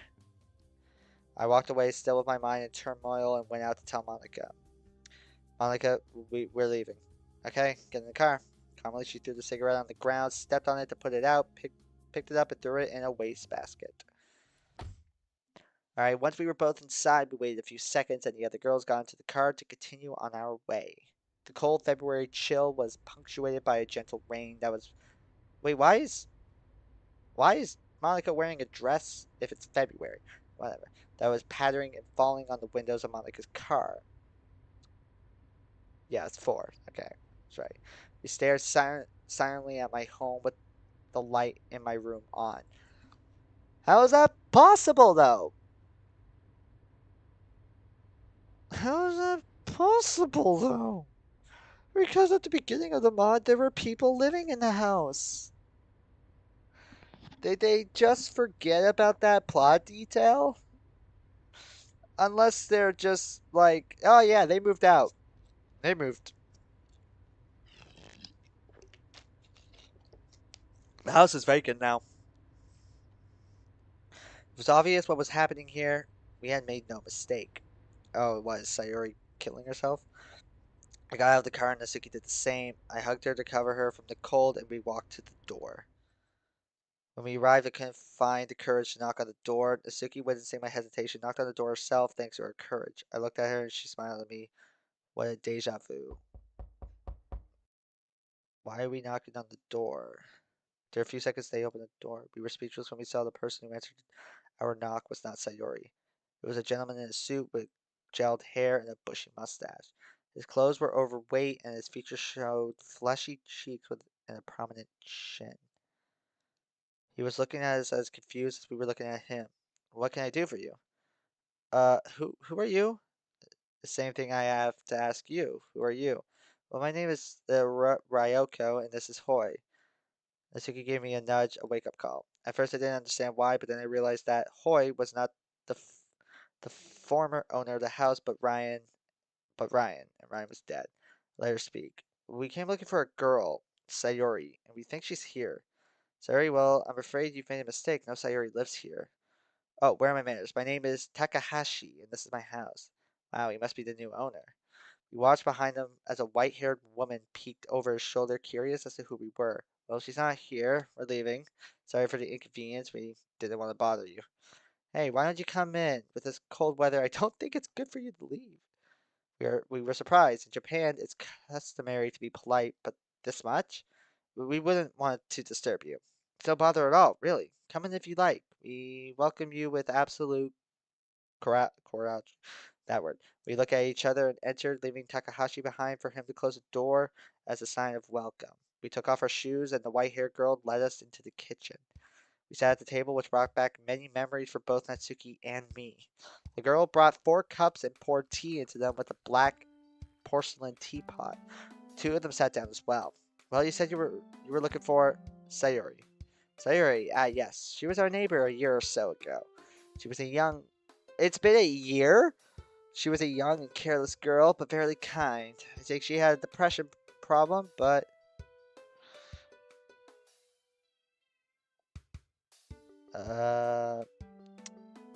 but I never knew why. Her 2 best friends committed suicide in 2019. She was never the same again. And why didn't you ever tell me, Kiera? You never asked me. This is my wife, Kiera. Alright, hi there, Kiera. It's a pleasure. Likewise. It was very strange. She almost looked like his daughter. She was a lot younger than him, but looked happy. That's suspicious. Is that the Sayori you're looking for?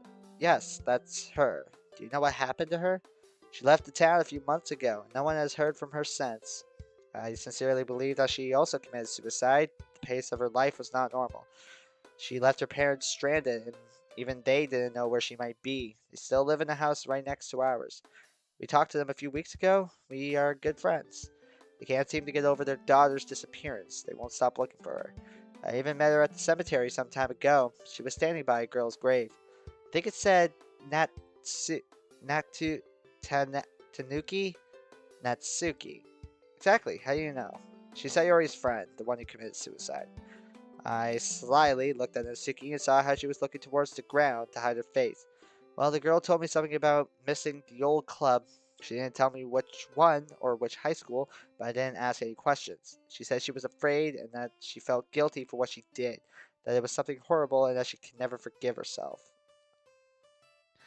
Natsuki looked up suddenly and we listened attentively. I asked her what she did because I didn't think it was so horrible.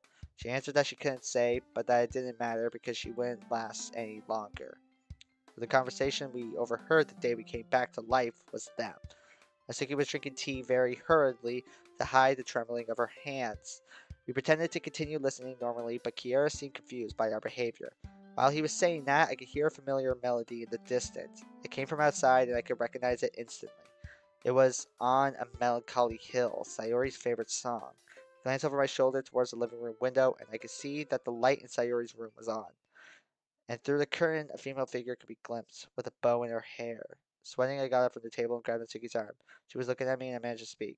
Well, thank you for the tea, but we should go. Oh, well, it's been a pleasure. Guys, good luck. The man walked us to the door and opened it so we could leave. We put on our shoes and trotted out to the car. They closed the door and Natsuki asked me, What's wrong with you? Sayori is at home. How do you know? I saw her through the window of her room. We went to the trunk of the car and opened it. Ryan, what happened? I'm going to get Sayori. I rummaged the anti-snow kit and extracted the concealed pistol with which we killed Kento. I took the gun slide and triggered it, chambering a cartridge. I kept it in my belt, hidden under my shirt. Natsuki wanted to come with me, but when I closed the trunk, I stopped her with my palm. Natsuki, you already killed your father and your sister. I won't allow you to witness the death of your best friend. Stay in the car and wait for me, please. She looked at me, frightened by my cold boldness, and listened to me. Okay. She opened the car door and sat down. I started walking towards Sayori's house, so we are killing her. This is probably going to go off without a hitch. Can't see how this would go wrong at all. It was time to end this.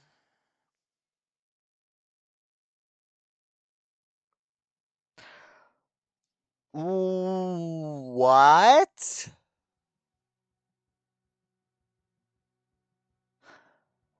Oh!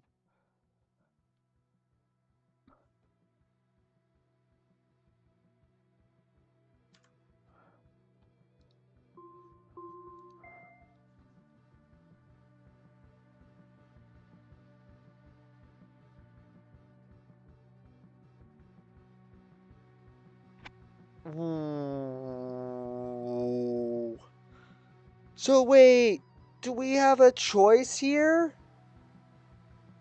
of who to kill?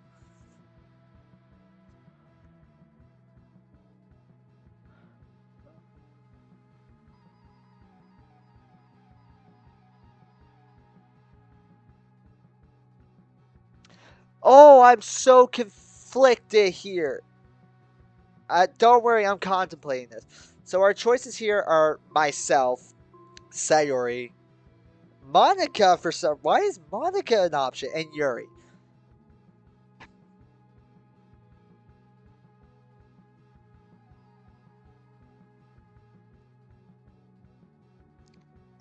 It's between me and Yuri. That's what my thoughts process here. It's between myself and Yuri are my main thoughts here. Monica, it makes 0 sense for it to be Monica unless Monica altered everything. I don't think she did that in Exit Music, so it makes 0 sense for it to be Monica. Sayori has been acting real suspicious. Sayori's been acting really, really suspicious.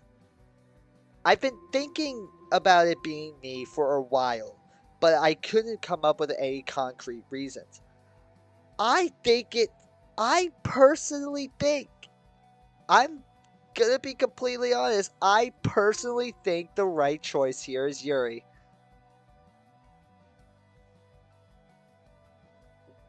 I think the right choice here is Yuri.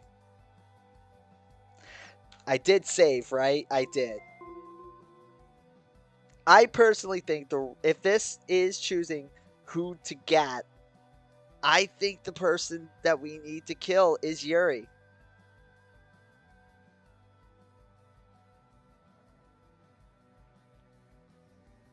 I, I really do think it's Yuri.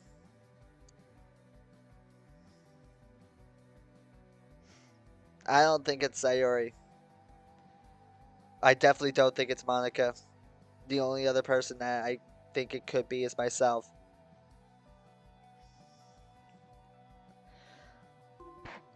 Oh no, okay.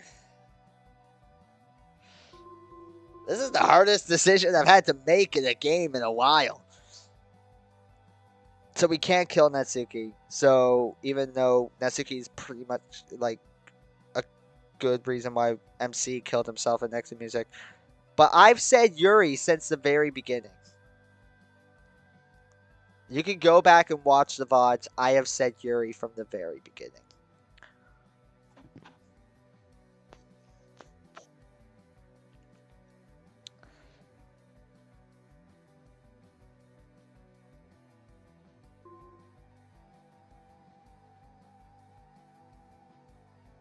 So I'm gonna go with my gut, and I think that I am going to choose. If this is choosing who to kill, I think I'm going to kill Yuri. It makes the most sense to me to kill Yuri in this situation, considering what happened in Exit Music.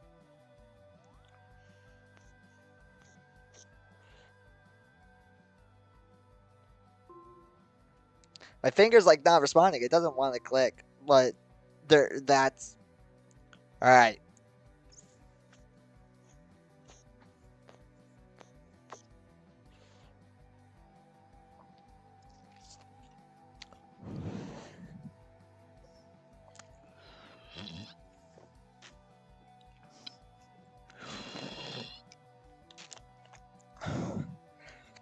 All right, mentally prepared myself.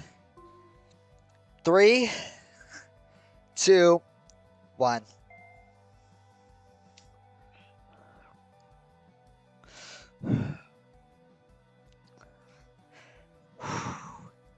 After a few seconds of thinking about it, I turned around and I started walking in the directions I had come from, attracting the girl's attention. And when I was at the driver's side window,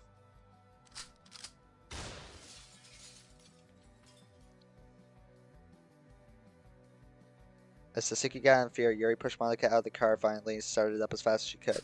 When it started to move, I fired her again and only hit the rear body panel. Took a deep breath, only 2 cartridges left, and I had to be accurate. I aimed at the tires, pulled the trigger, and hit it, bursting the rubber. Yuri quickly lost control until the vehicle ended up crashing into the trunk of a thick oak tree. The airbag deployed, which in the end reassured me a little, but the constant sound of the car's horn did not inspire me with confidence.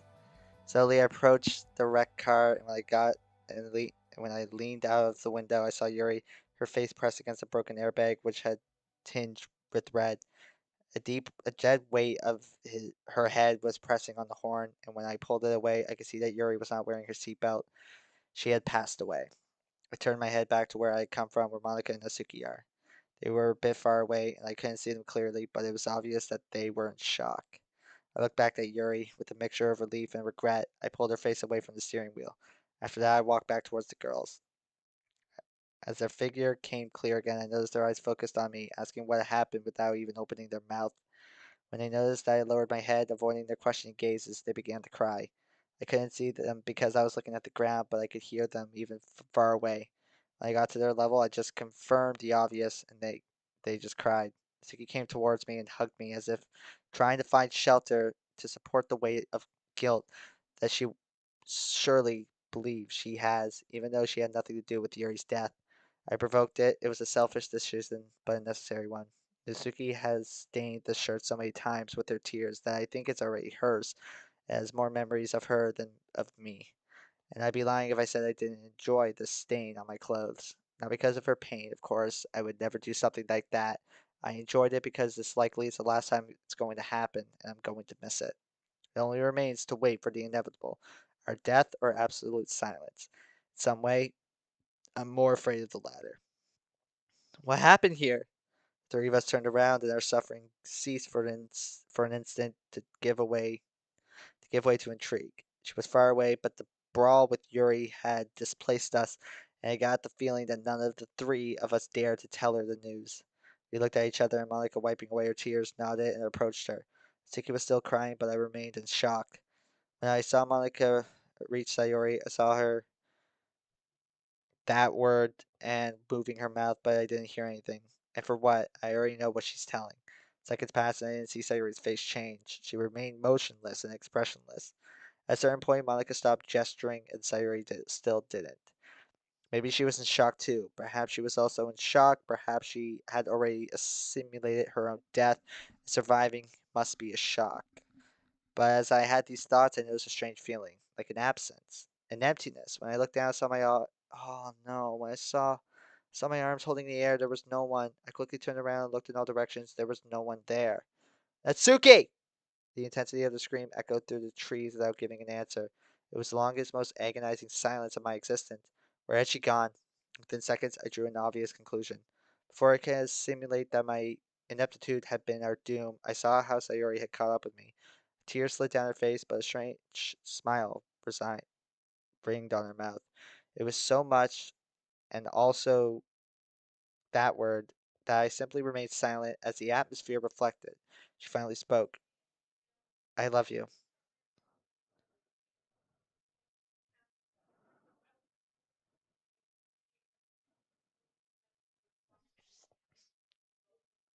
Was I. What? It's already daylight. That's my first day back at the club. It's all my fault. I'm heading to the bathroom.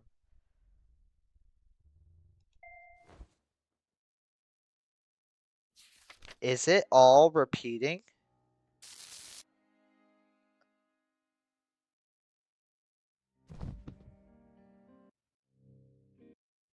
So I was wrong.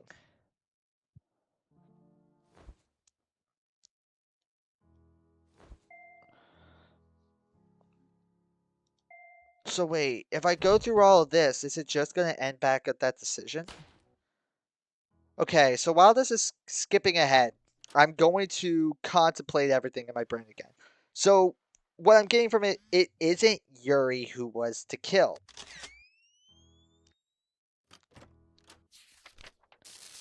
There's no way it's Monica. It makes no sense for it to be Monica. It has to be the only other thing that I can think of it being is myself.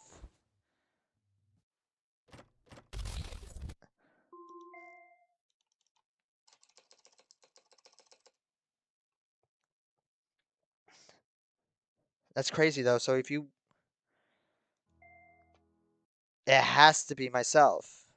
It makes it's either myself. Okay, so here we are again. Okay, so it's not Yuri. We know that for a fact. Even though I thought from the beginning that it was Yuri. I'm gonna say it's myself. And if it's not myself, it's Sayuri. And if it's Monica, I'm gonna be really confused. Why do I keep trying? It pained me to think about it because I thought I was being selfish, but I always thought that suicide is for cowards. Time for Sid to go. Now it's not only clear to me that Natsuki and Sayori are not cowards, but they are some of the strongest people I know. Because now the idea is going through my head, I understand the despair that the mere thought of it subjects you to. The despair becomes flesh, envelops you, and prevents you from breathing. It pains me to have taken all this so far, to have caused so much suffering, when the answer to the crossroads in which we are subjected was so simple. I provoked our death. And I was lucky I did not provoke more deaths, because if my eternal rest is going to be one of regret and guilt, if I had taken more people to the end, I would not be able to rest. I'm just a few meters from Sayori's house, and this sea of thoughts has flooded me, keeps me completely motionless in the middle of the road. Deep down, I think it was just to see if any car would pass by then and run me over so I could get it over with without getting my hands dirty. But a few seconds later, I realized that this would be truly cowardly. After all, I have a firearm in my hands and a mind flooded with guilt, helplessness, and fear. After admiring the pistol for a few seconds, and after noticing its angular shape its metallic smell that reached my face, and the weight of the device added to the weight of the lives he has taken and will take, though it's obviously not its fault. I hold my gun to my head, pointed it firmly at my right temple, and although I believe I had the strength to pull the trigger, I was hesitant. My index finger was trembling and would not allow me to finish this. As I debated whether to shoot or not, I felt a powerful forward thrust that threw me into the cold asphalt, and the gun went off accidentally, but unfortunately did not hit me. Still on the ground, I turned around and saw Natsuki screaming at me.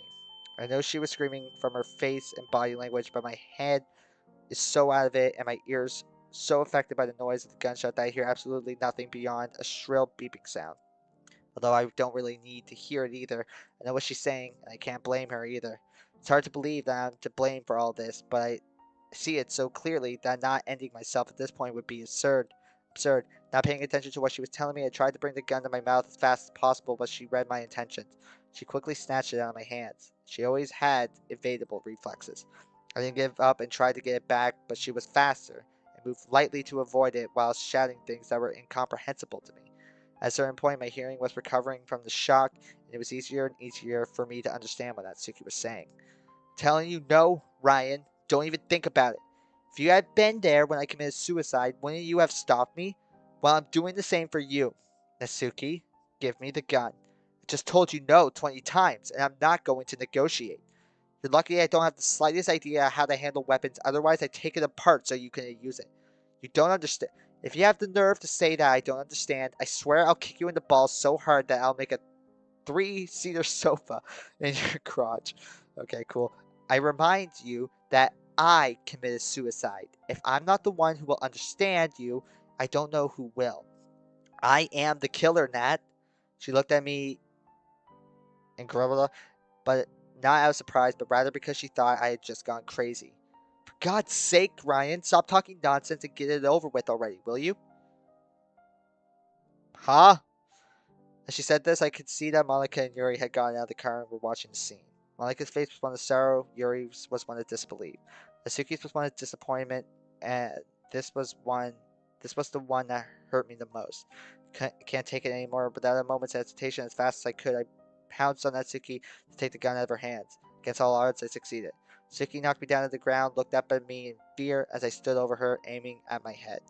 As I was about to pull the trigger and end my life, she grabbed my right leg between screams and knocked me off balance.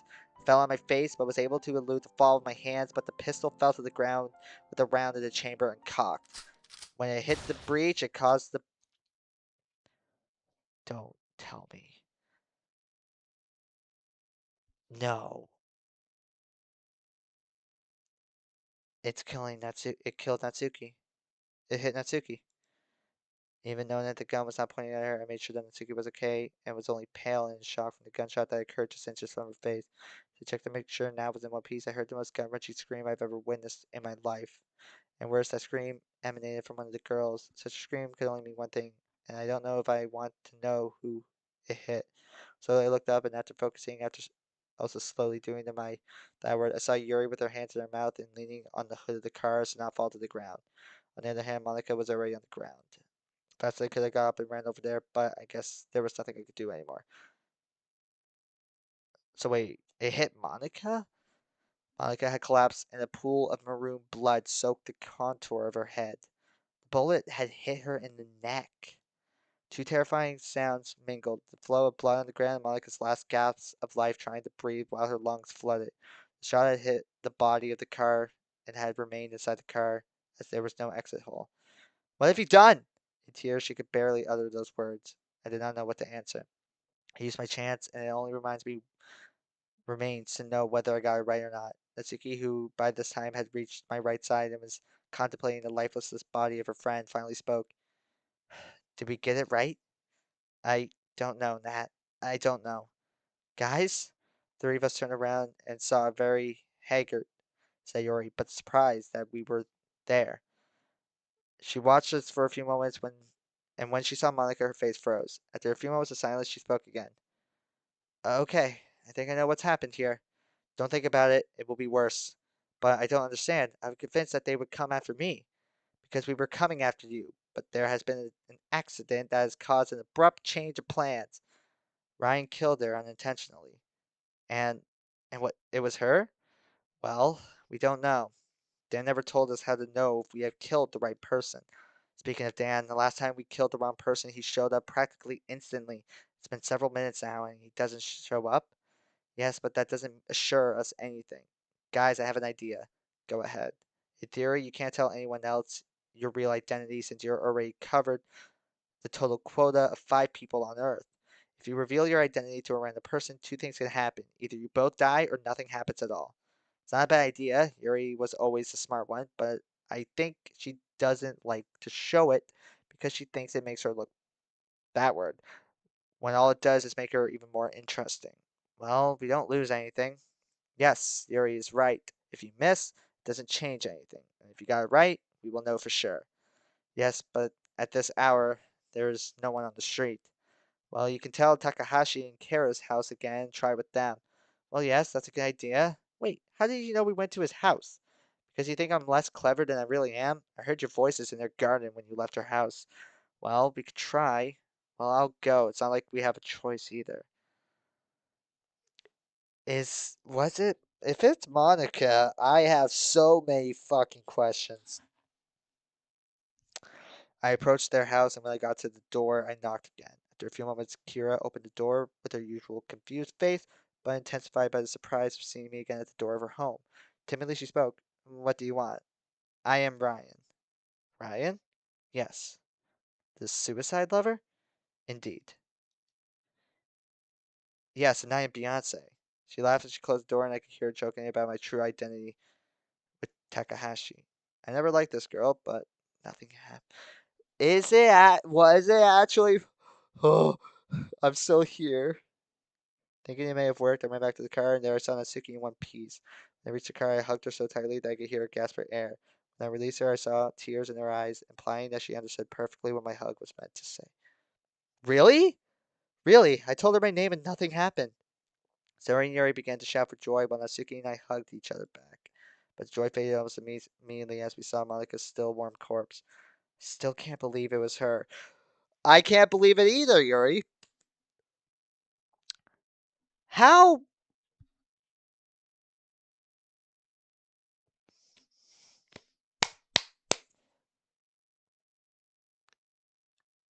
In exit music, did Monica alter anything? In exit music, did Monica alter anything? I do not remember.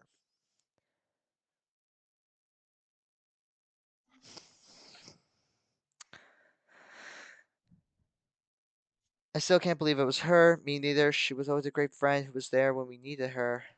It doesn't make sense, but facts are facts. She had died at my hands, and we're still here. So, as hard as it is for us to believe this was all her,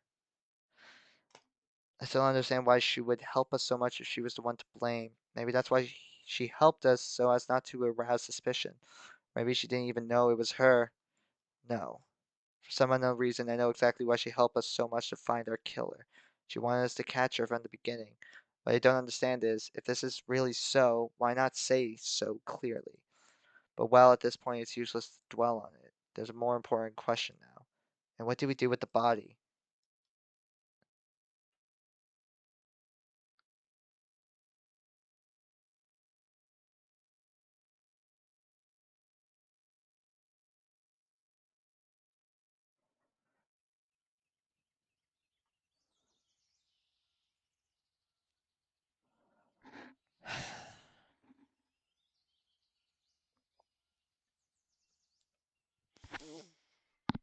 Okay, so in exit music, Monica must have altered something.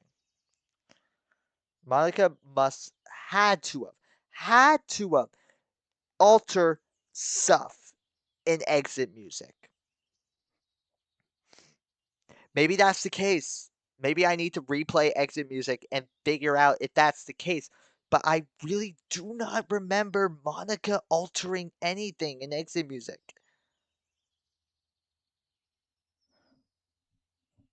But if that's the case, then that makes a lot of sense as to why it would be Monica. The autumn light sneaks through the leaves and floods my retinas. It is the form of awakening that my mind acquires every time I remember this story.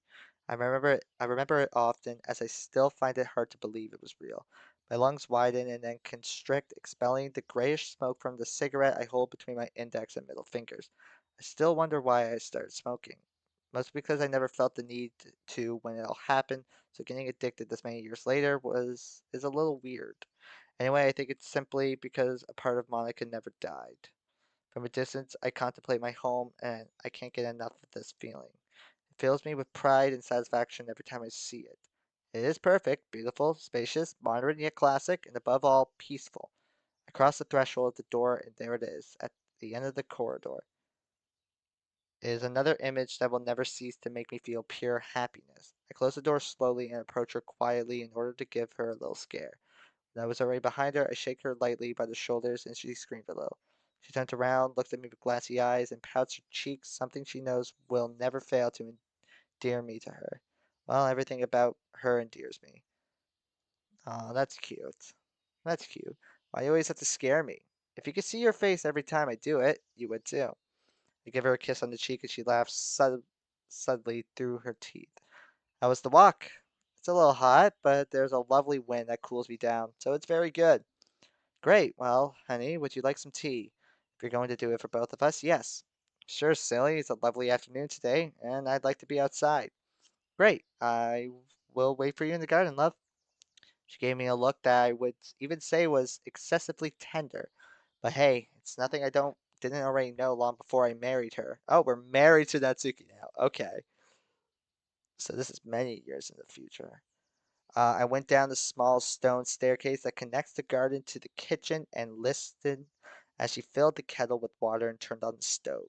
But there was another sound, a more subtle, rhythmic one. It was clearly footsteps heading in my direction. Before I could take it all in, I heard the sweetest voice I know. We have a kid? Daddy? Hi, little girl. It was her. She came walking up to the stand in front of me and held out her little arms in the air for me to pick her up and lift her onto my lap. How could I say no to the apple of my eye? Come here, Akio. Oh, we named her Akio. How is the princess of the house? Very good. What have you been doing? I made a drawing. Really? Aw, what a smart girl you are. I stroked her brunette hair and she smiled broadly. I never get tired of looking at her. She was made in her mother's image, just as impulsive, just as pale, and just as beautiful. What set her apart was her deep black iris eyes. They were so black they seemed endless, and despite sounding terrifying, it made her extremely adorable, and it was so hypnotic to look directly into her eyes. I settled her onto my lap, and she stared up at the sky just as I did, both of us in silence. It was something the three of us liked very much. Honey? Huh? What's up, Nat? You know how I feel about you smoking next to the kid, don't you? Oh, that's right. Sorry. I reached out to the ashtray and put out the cigarette. When she sat in the chair next to mine, Nasuki handed me a steaming cup of tea. She also looked up at the sky, and we remained in that same position in absolute silence for several minutes. Daddy? Tell me, honey. When are we going to see the aunts? Well, I don't know, Akio. You know they are very busy. But will they come? Yes, I guess. Why are you in such a hurry for them to come? It's just that Aunt Sayuri brings me presents. Misaki spat out the tea she was drinking from laughing. I knew that you were way too interested. I grabbed her by one cheek and stretched it to make her see that being a stakeholder is not okay. So you only want her for the gifts, and you don't want Aunt Yuri to come? Yes, but Aunt Yuri is very serious. Sometimes she scares me. But if you're already 6 years old, wow, this is very far into the future. How can you be afraid of Aunt Yuri? It's that I don't know. She says strange things that I don't understand. She is very tall and very quiet. She only gives me books. And you'd better read them, or, well, tell Sayuri not to bring you any more presents. Or will tell Sayuri. Okay, okay, I'll read them. Daddy, tell me, why do we look at the sky so much? Because we were there. Really? Yes, maybe someday I'll tell you that story. Wow.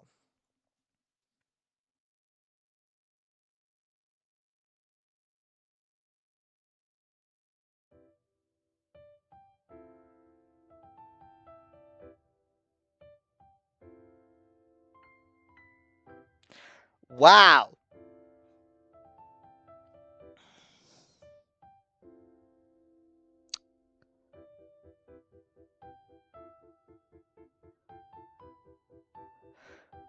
Created by Ruthie. Yep, that's the guy who was in my comment section. Okay. Wow. So it was Okay, so that means in exit music, Monica must have altered something.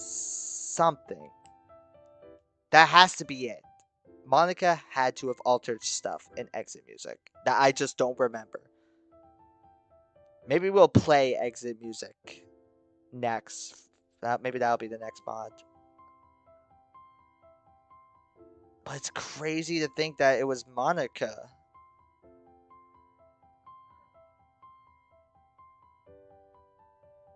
I really thought it would be Yuri. I'm not gonna lie to you. I seriously thought it was Yuri.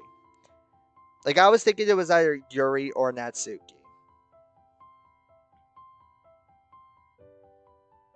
Wait, voice of Monica?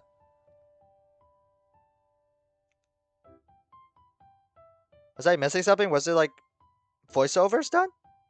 English translation made by Ruthie. Yeah, there you go. Wasn't a bad translation.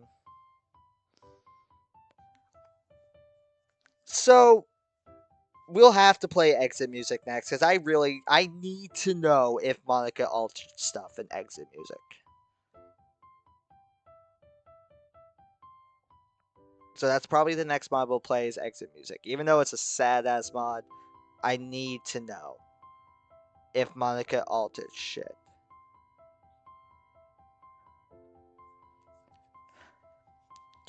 Yeah, you did guess it was Monica.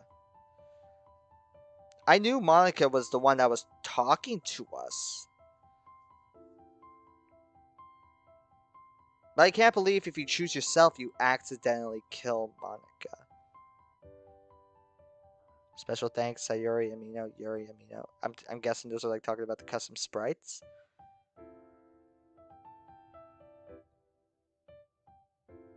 I don't know.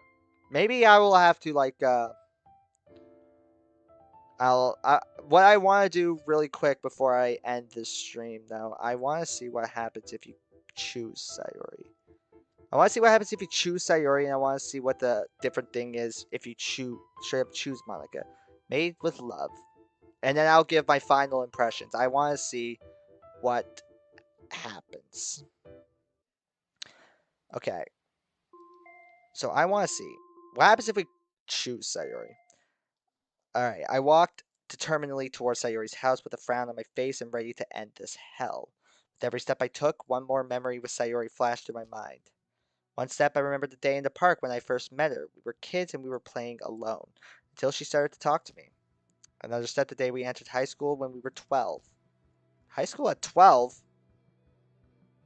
Okay, maybe that's normal in Japan, but for here, that's not normal. Another step going to that bar to have juice with her. Another step the day she introduced me to the club. Another step I see her crying in her room. Another step a rope is hanging from the ceiling and she is on a stool. Another step.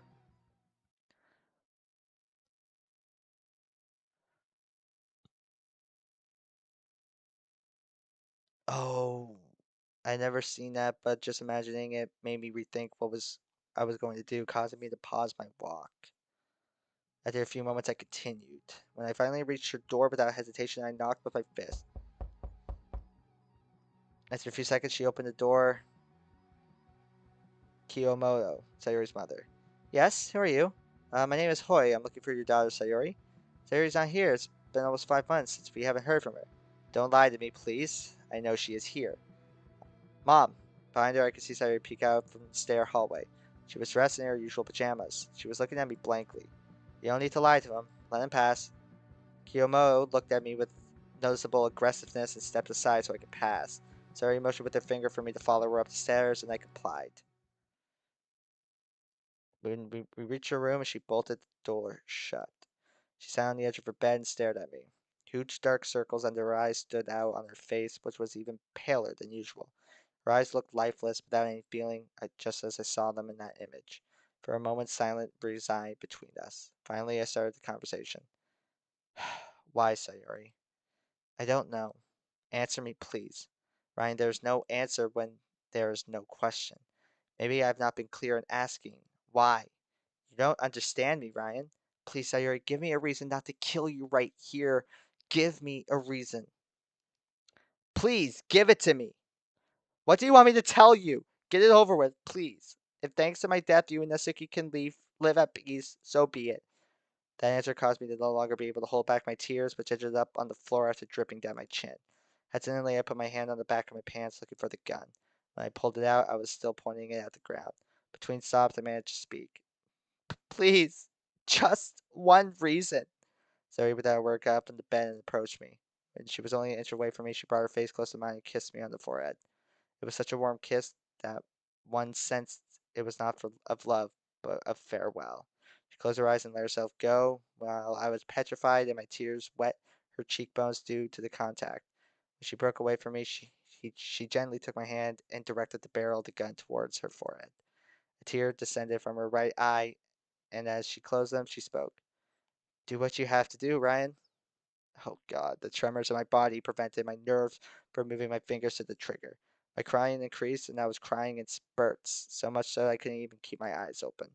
I lowered the gun and fell to my knees on the floor as I apologized. After a few seconds, she also knelt down in front of me and refocused the gun on her. When I looked at her, she was nodding her head. I couldn't. When I found the courage I lacked, I slowly brought my index finger to the trigger. She pulled away from me slightly as she smiled. The seconds became hours, and the water turned to fire on my skin. My joints had gone numb, but finally, with my eyes closed, I pressed the trigger.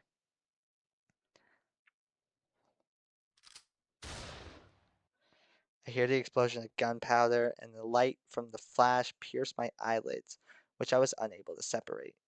My question is, why was Sayori's mom so defensive? Did Sayori's mom know what was happening? But when, with great mental effort, I opened my eyes, Sayori was still there, kneeling before me, crying and smiling.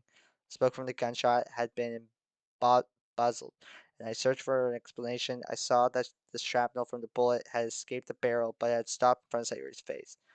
The ammunition casing had escaped and had also uh, pet that in midair. Suddenly, the floor began to fall at my feet, and only Sayori and I were holding our position. The bed was pulverized, the table disintegrated, and the night light invaded the seemingly endless room. Without warning, I felt I was not alone. Behind me, perched on my shoulder, I felt a hand. When I turned around, I saw Dan. You humans are fascinating, as almost divine beings tell you something you don't trust them. Real pity, for at no time did I lie about Sayori's innocence. So I regret to inform you that you have failed. You will not be able to return to Earth. So I've murdered my best friend for no reason. Indeed, but before I go back, I have to tell you something. In a moment, I watched as his suit ripped, revealing a. Wait, Dan is Don't tell me Dan is Monica. In a moment, I watched as his suit ripped, revealing a female torso dressed in high school suits.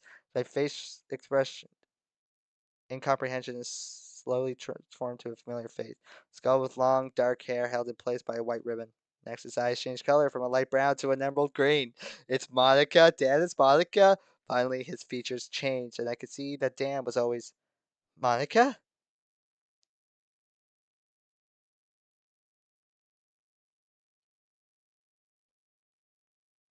I hate to see you suffer, my love. I know you don't understand anything now, and that's what makes me saddest, that you will never be truly aware of what's going on here. I provoked your death out. Okay, so wait, we figured out. I provoked your death out of jealousy. Kento was a good man, at least at present, but ever since I first saw you at the club, I knew I couldn't consent to being to any other being with you. I loved you above all things, and even above integrity of the people I considered friends. I drove by success. So she did shoot alter stuff and exit music. Okay, I don't remember that, but I guess that's. And since then, I can't live with myself. I hate myself above all. I made you suffer. I made you all suffer. And you can't imagine how hard it is to have to put up with me knowing that I am the only one aware of her known existence within this fiction. This is my personalized hell, and it does not depend on me to escape. But on those people I hurt, I controlled your actions, your words, your thoughts. I tried to go unnoticed, but I can't. If you realize what really happens because I am careless and incriminate myself with my powers, I see myself repeating history again. You have to draw the conclusion of my guilt by your own hand. Kill me, please, kill me, and we can all live in peace. I don't even know why I bothered to make the speech. It's useless, but I have already repeated it so many times that I have memorized it. We don't have time, Ryan. Please, kill me. Please try not to forget that. I love you. So it is Monica. So Monica did alter shit. I didn't know if I wasn't sure if she had or hadn't in exit music, but it turns out that she has. So wait, why is this? Why can't I skip this? First day back at the club. It's all my fault. I'm heading to the bathroom. Why can't I skip this?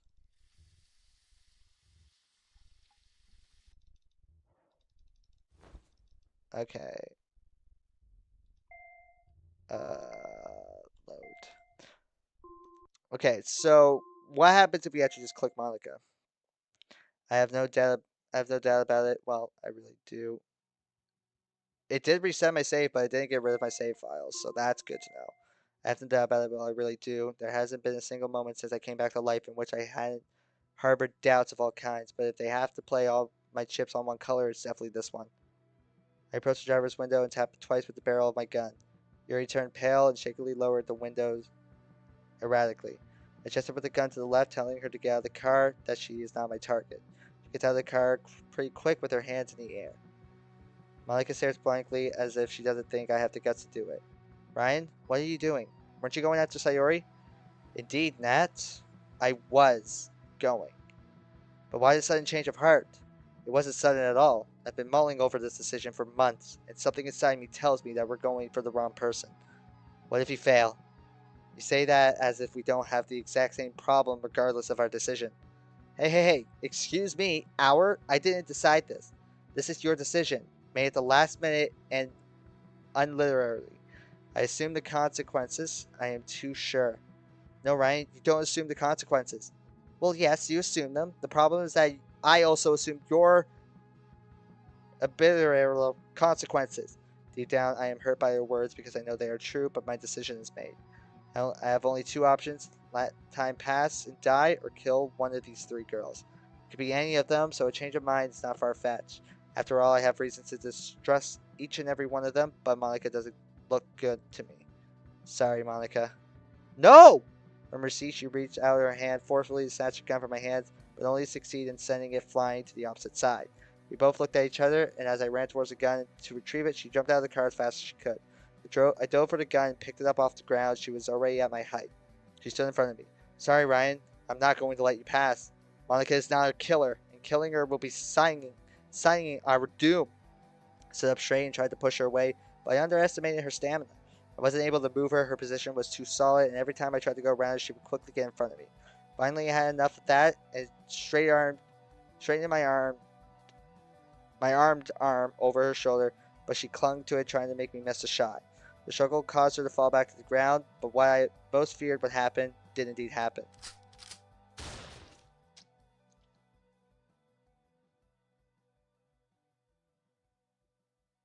Oh, no.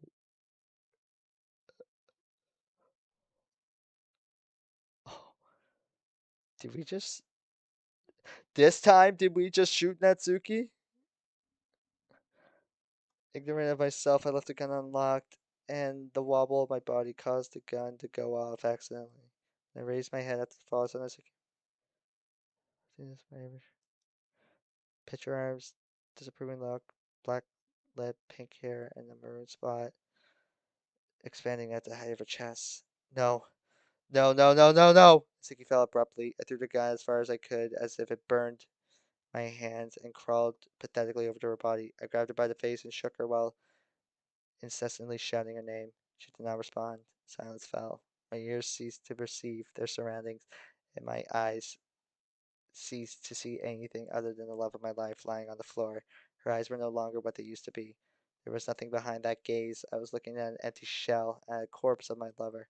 She didn't even exhale a last breath. She didn't utter a last sound, let alone a last word. She simply collapsed after a few seconds of standing, and the life not once filled her body, left her. She didn't even give me a few moments to say goodbye, try to save her, just cry knowing that there was nothing I could do. Now I will no longer know because God decided to take her away from me without giving me a truce. And it had all been my fault again. I had twice killed the love of my life. I considered suicide before, but I didn't see it a viable option. Now it seems not only viable, but the only right option. I am her murderer. I killed her twice, both times out of selfishness, ineptitude, and lack of emotional intelligence. Suddenly, the incessant noise of my crying quiet enough for me to hear Yuri call 911 in tears. Uselessly, it must be said, Natsuki has already died, and there is nothing we could do about it. On top of that, I heard the doors to Sayori's house open and someone running in our direction, but besides those footsteps, I could distinguish others. Closer, louder, more sonorous, delicate, and slower. When I raised my head, I saw Monica. She was looking at me with the expression of sadness and disappointment. She merely closed her eyes, shook her head, and turned away from me. I watched Sayori run past her, but Monica stood still as she reached the metal fence separating Sayori's home from the roadway. Once there, she turned around, looked at me, and uttered some strange words. Well, here we go again. She turned back to the fence and looked at the sharp metal emerging from it. She took her momentum and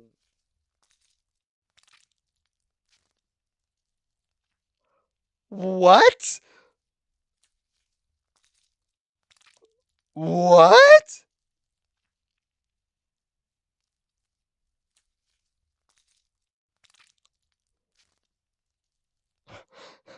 God damn indeed, Sonic. Well, here we go again. Oh, wow.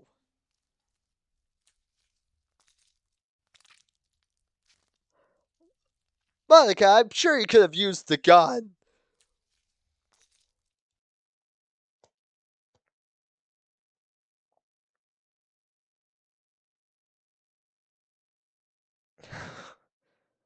Monica, I'm sure you could have used the gun. Like.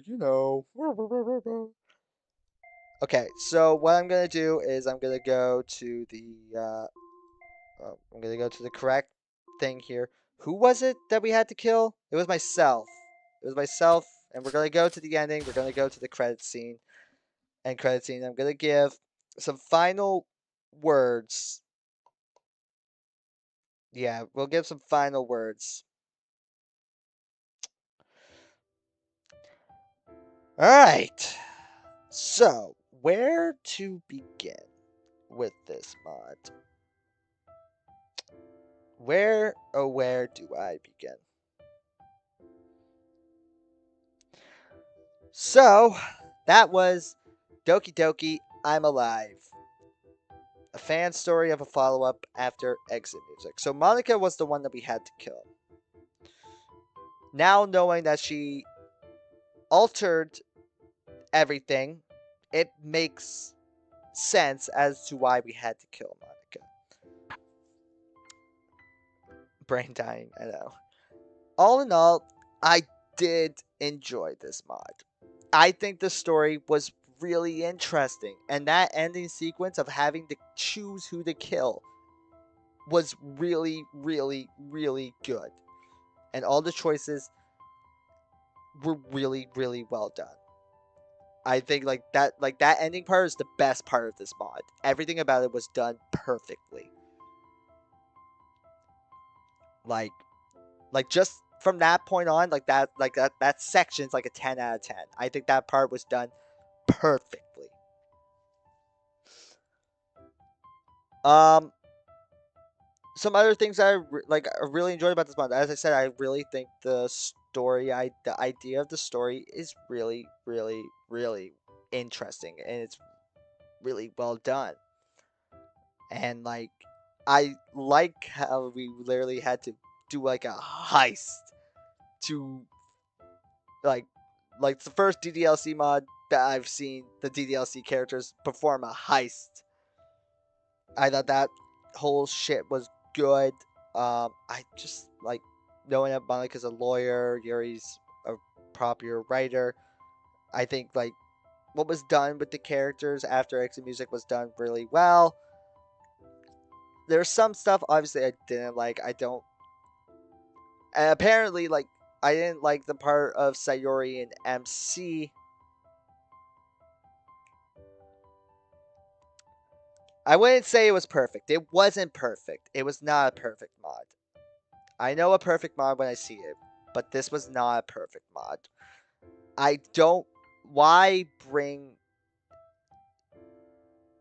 Why bring the purpose of MC and Sayori cheating, cheating on like getting together when all it caused was for Natsuki to run away for a month, and even with Natsuki running away for a month, it really did nothing for the story.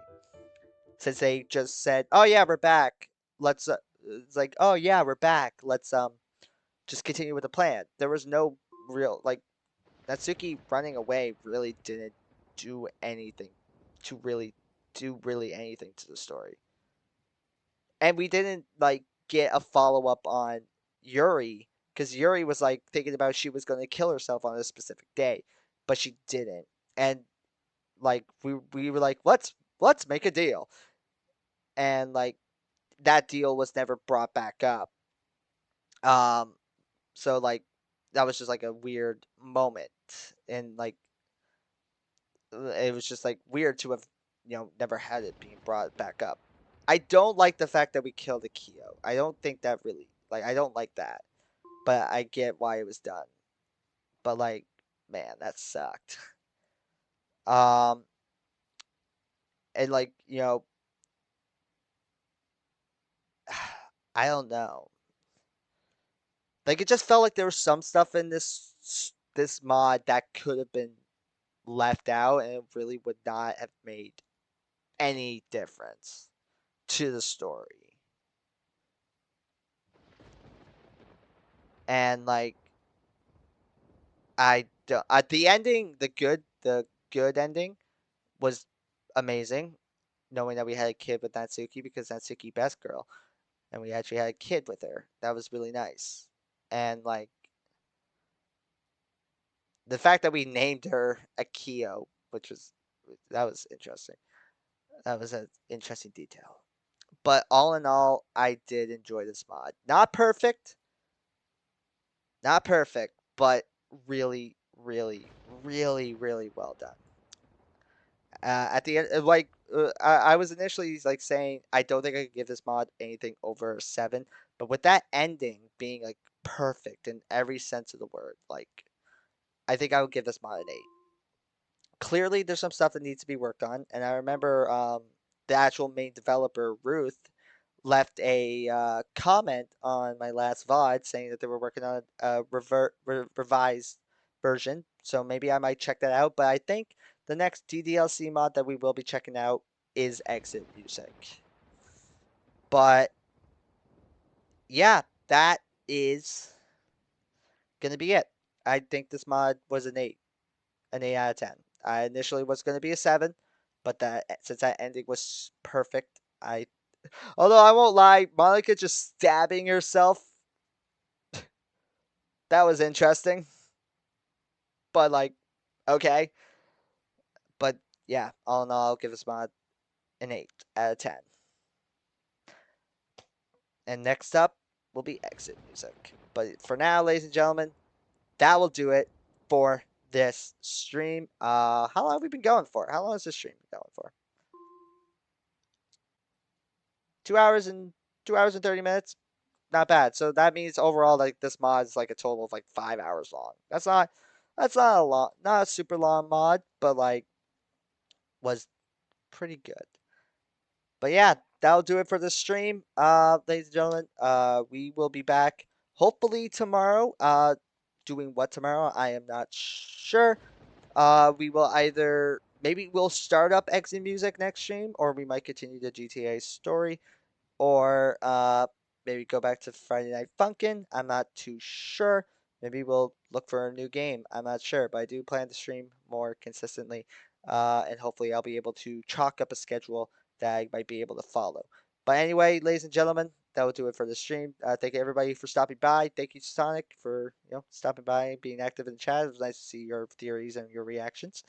Uh, and to anybody who's watching this VOD back, feel free to let me know what you guys thought about this mod down in the comments. Feel free to let me know what games you would like to see me stream.